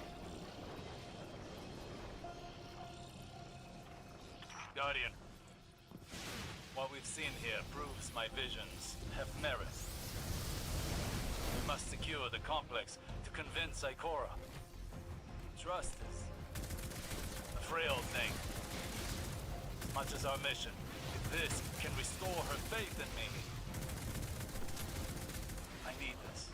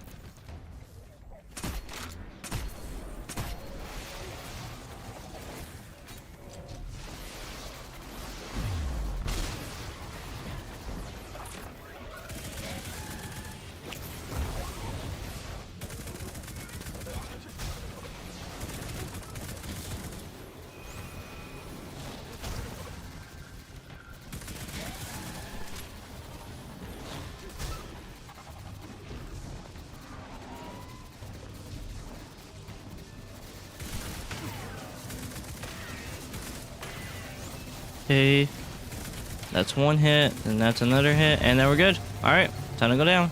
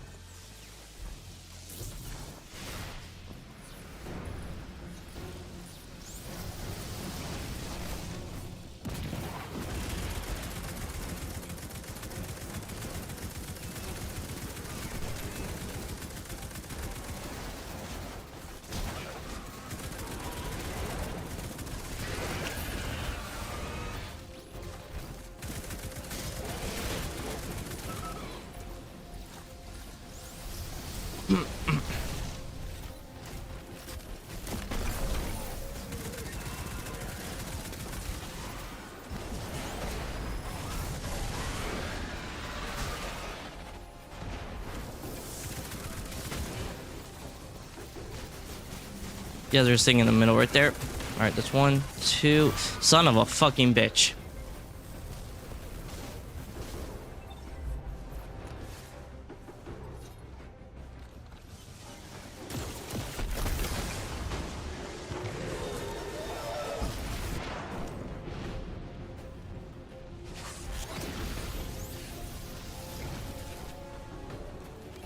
Consume. Mother. Oh, brother.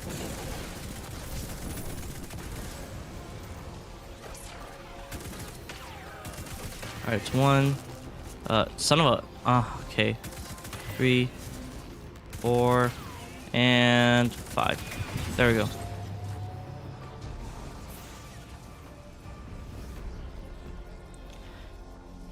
Alright, we're.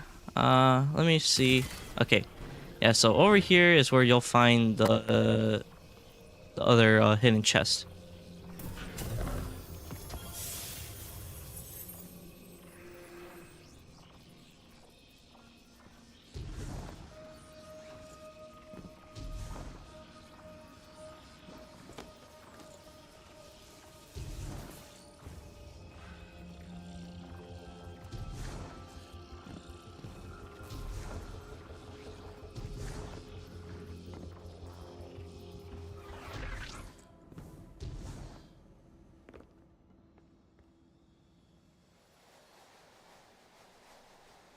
Avex's mind directs power to the reactor. Kill it, and the complex should stabilize. Okay, so I really do want to. I do want to finish this, but realistically, this is gonna this boss fight would take a while for me to finish. But to be fair though, in this Chick-fil-A bag,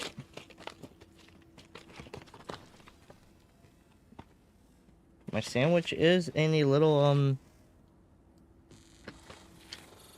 you know, a sealed thing.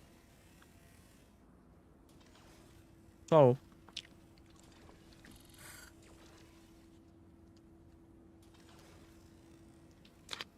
that's actually kind of hard to swallow these fries.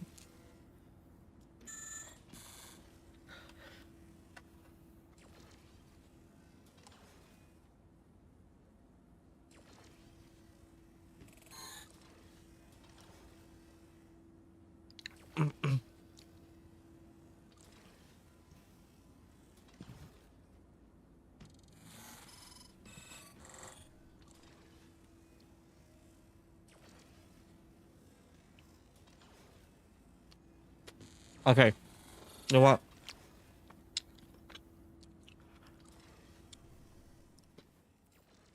I'm really gonna need to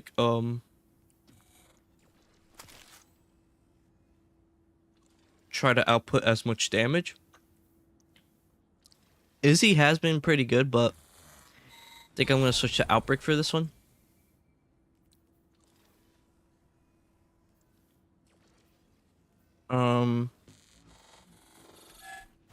I'll throw Wired or Flight in there. Actually, there's one weapon I did use way back that actually significantly helped me in outputting as much as I could. That was the Aikilos.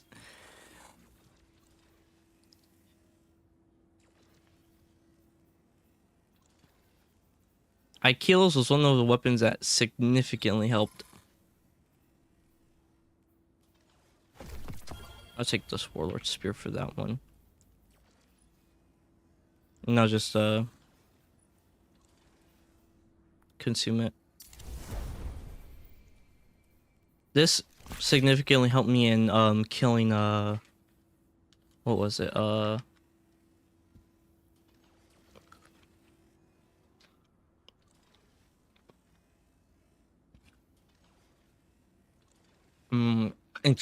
and helping in killing this boss.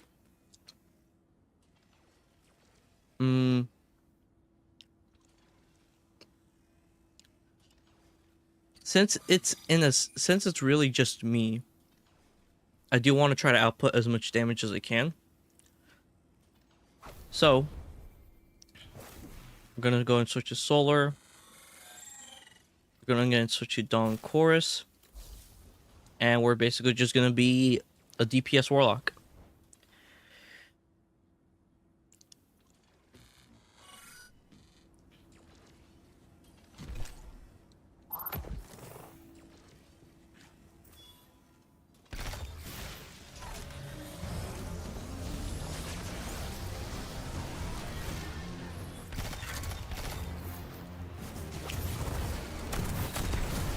Alright, that's one.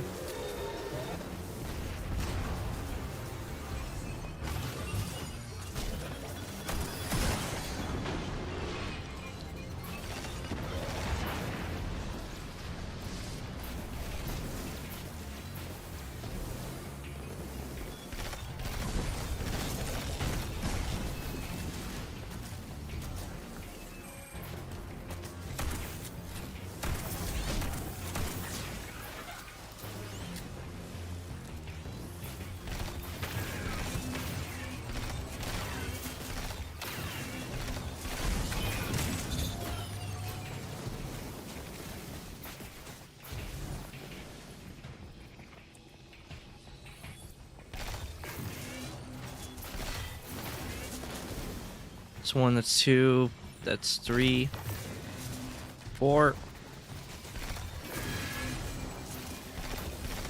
5. Alright, that's 1. I have a feeling it might be the same thing where it's like, where you're hitting multiple of them. And then like from then on, it's gonna be like just one fuse and you're gonna have to activate.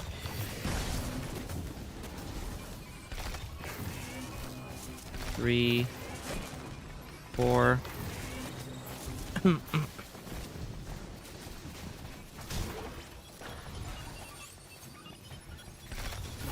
5, 6. Oh shit, I did not.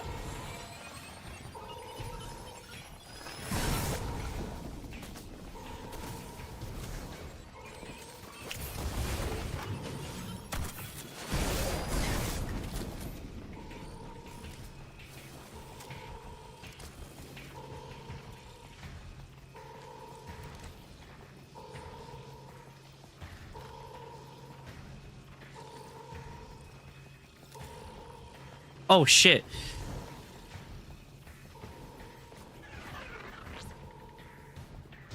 I fucked up. I fucked up really bad.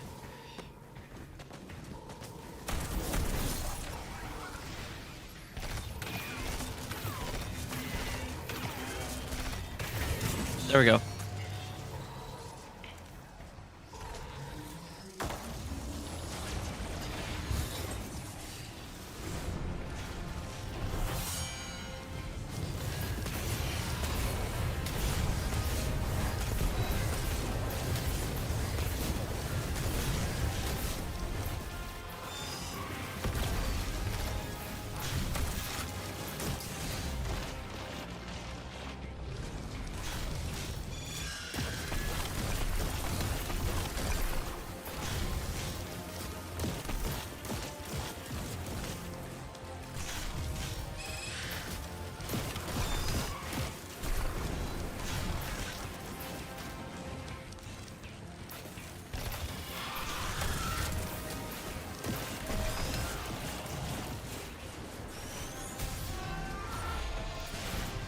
Okay, that was decent.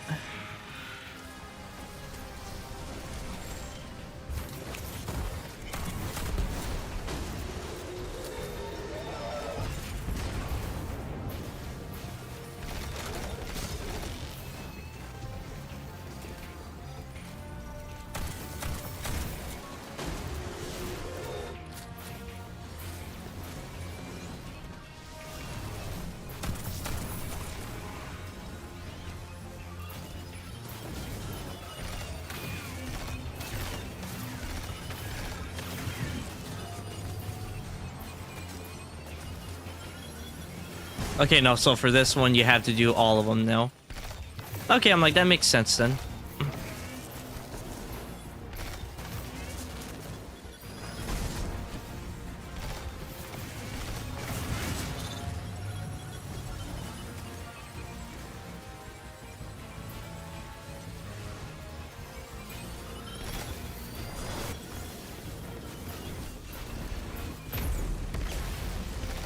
Okay, that's 1. That's 2.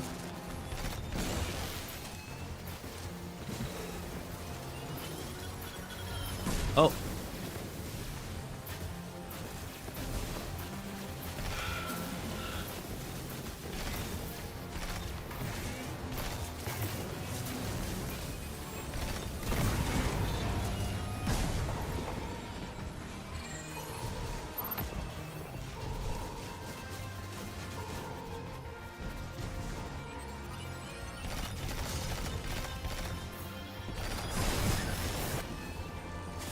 Alright, I got 20 seconds. 1, 2, 3, 4, and 5.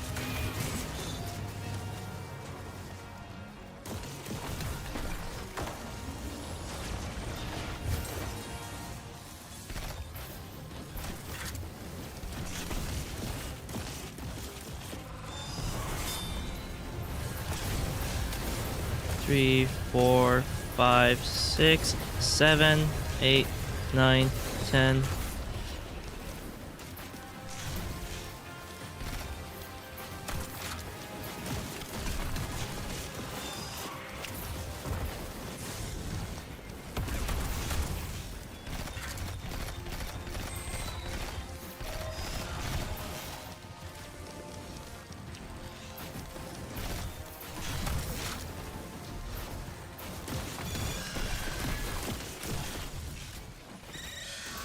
Reload. 1, 2, 3, 4, 5, 6. Alright. So I think we got, I think only one more try. Or one, or like I think one last attempt.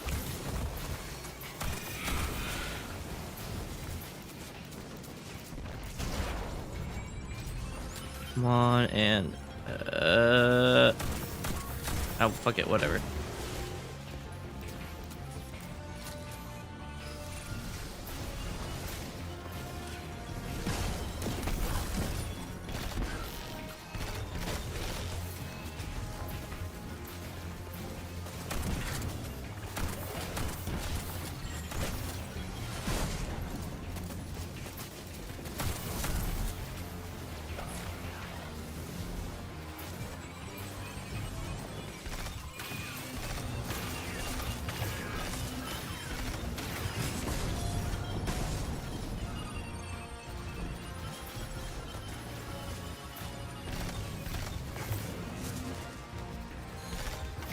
Honestly, there are many cases where honestly, the first attempt, I should have immediately died because I left that door open for too long.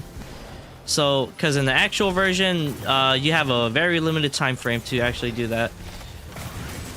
All right, that's one.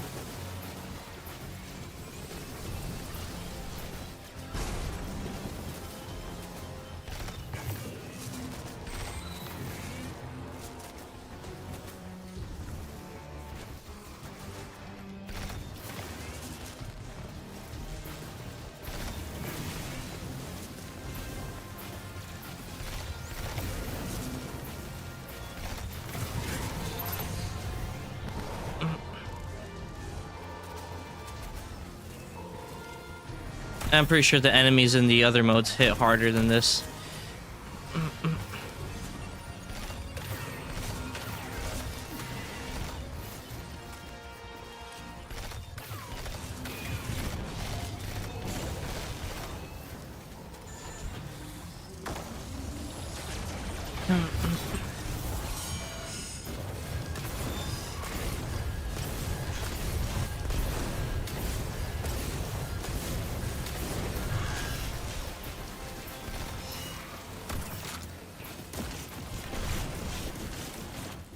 Alright, reload again. 1, 2, 3, 4, 5, 6. Reload again. 1, 2, 3.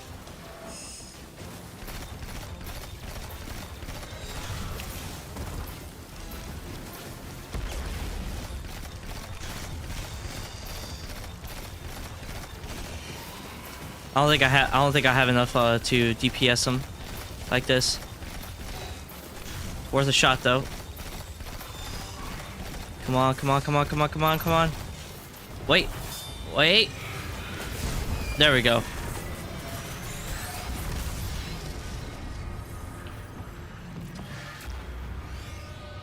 This was a clever incision by the witness. A multi-front attack. Sabotage us, glean knowledge, and annihilate any trace of advantage. Extrasolar colonies. Ages ago, Saint and I thought we'd leave the city once we'd made it safe. We'd explore the universe. That time never came. A matter of finite seconds lost in the margins then. Now, Enjoying some victory fries. of more. But we learned to make do, young wolf, and turn the edge of defeat into victory. Yes, sir.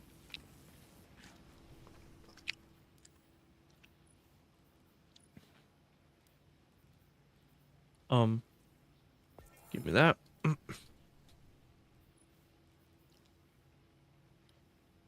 Yeah, look, there's some Right in the Night stuff right here. All quests of the Into the Dungeon quest.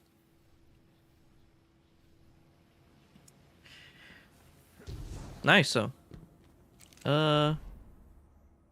Guess we can go ahead and dip out.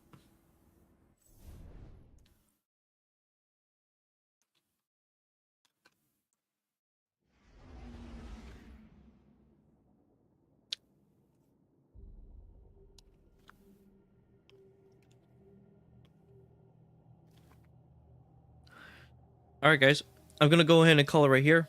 I had a fun time, checking out the stream. Even though I was late, I do apologize about that. I know anybody who was watching the Expedition 33 streams. I know I was like, I'm gonna turn up the fan speed on this. I know I was talking about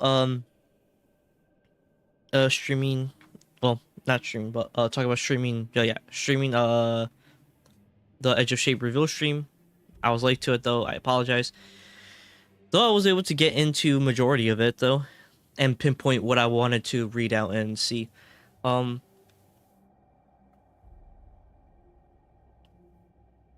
As I said, I don't think it looks like the greatest thing in the world, but I think the reveal stream was pretty good. It had a lot more than I was expecting to have.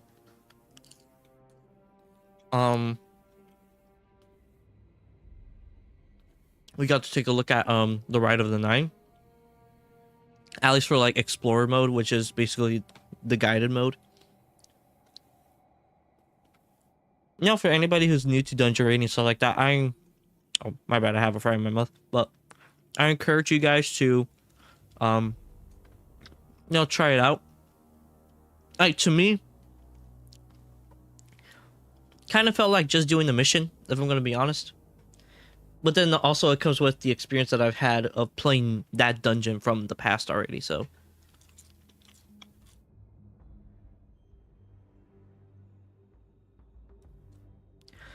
But yeah. Also, as I said, this is something I do want to address. That I will probably, I don't know.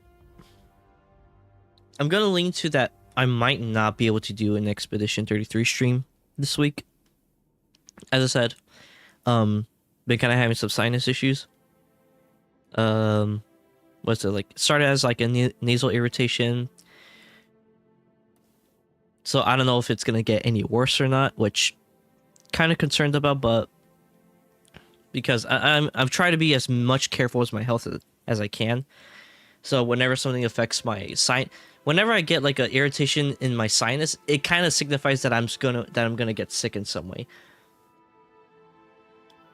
But the funny thing how I got sick though was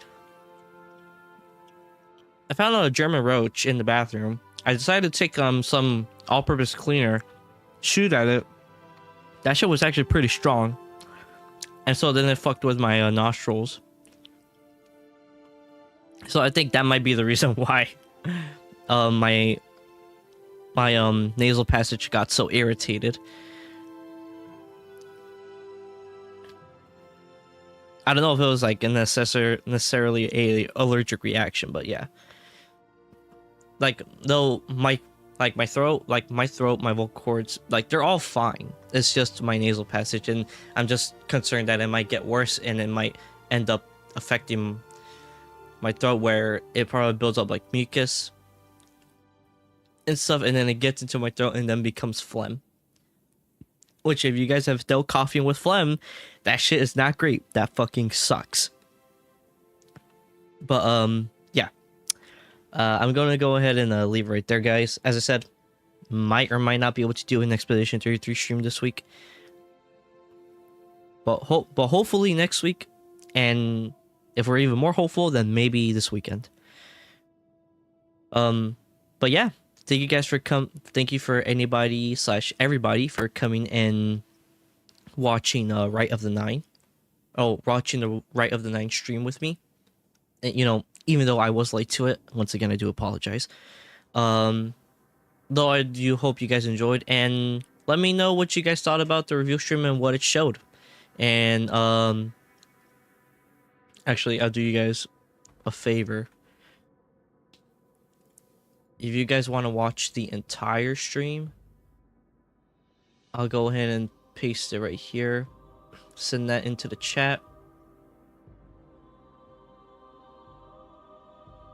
Ignore the double notification. It's just sending it to both to YouTube and Twitch. Let me go to here. Oh wow, what's all this? Hold up.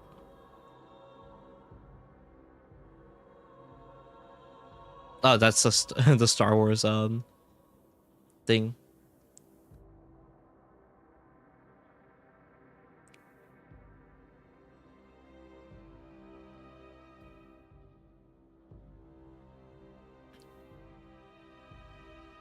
Renegades.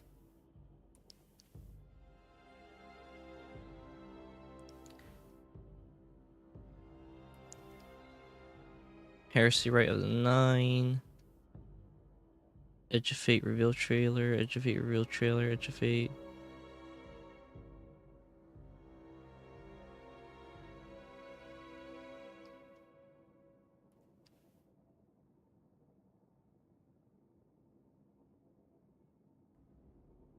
Okay.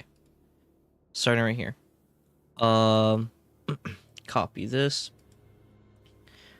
The first link I showed you was the stream, was the entire stream. The second one that I'm sending out is the reveal. Third one I'm going to be sending out, which is right about now, should be the gameplay reveal. So this one that I just sent out is the gameplay reveal. So if you guys want to look at that, go ahead. And for any of you guys who want a sneak peek of Renegades, here you go. This is the last link.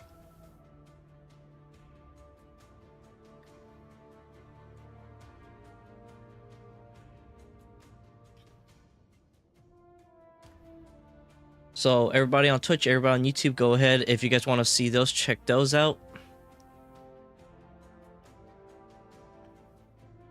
Once again, thank you all for coming and watching this, and you know, just chilling with me, and then watching me go through this this dungeon solo.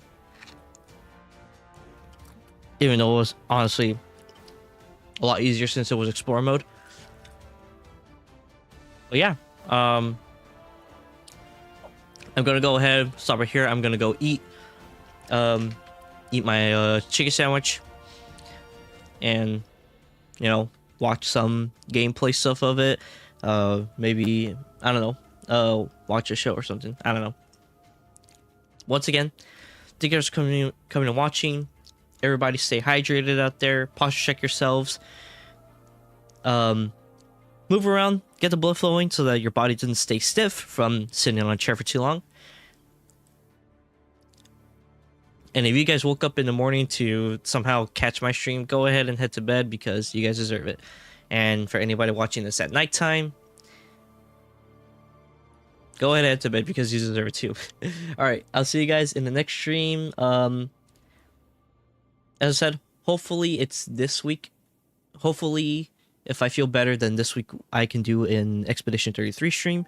And if not, then then probably it'll be next week. And then for some, I don't know, some Explorer mode dungeon, some solo Explorer mode dungeon stuff. Kind of see how we fare in there. Alright, well, I'm heading out now. Take care, guys. Once again, see y'all later. Head to bed. Y'all deserve it. Later, guys. Peace.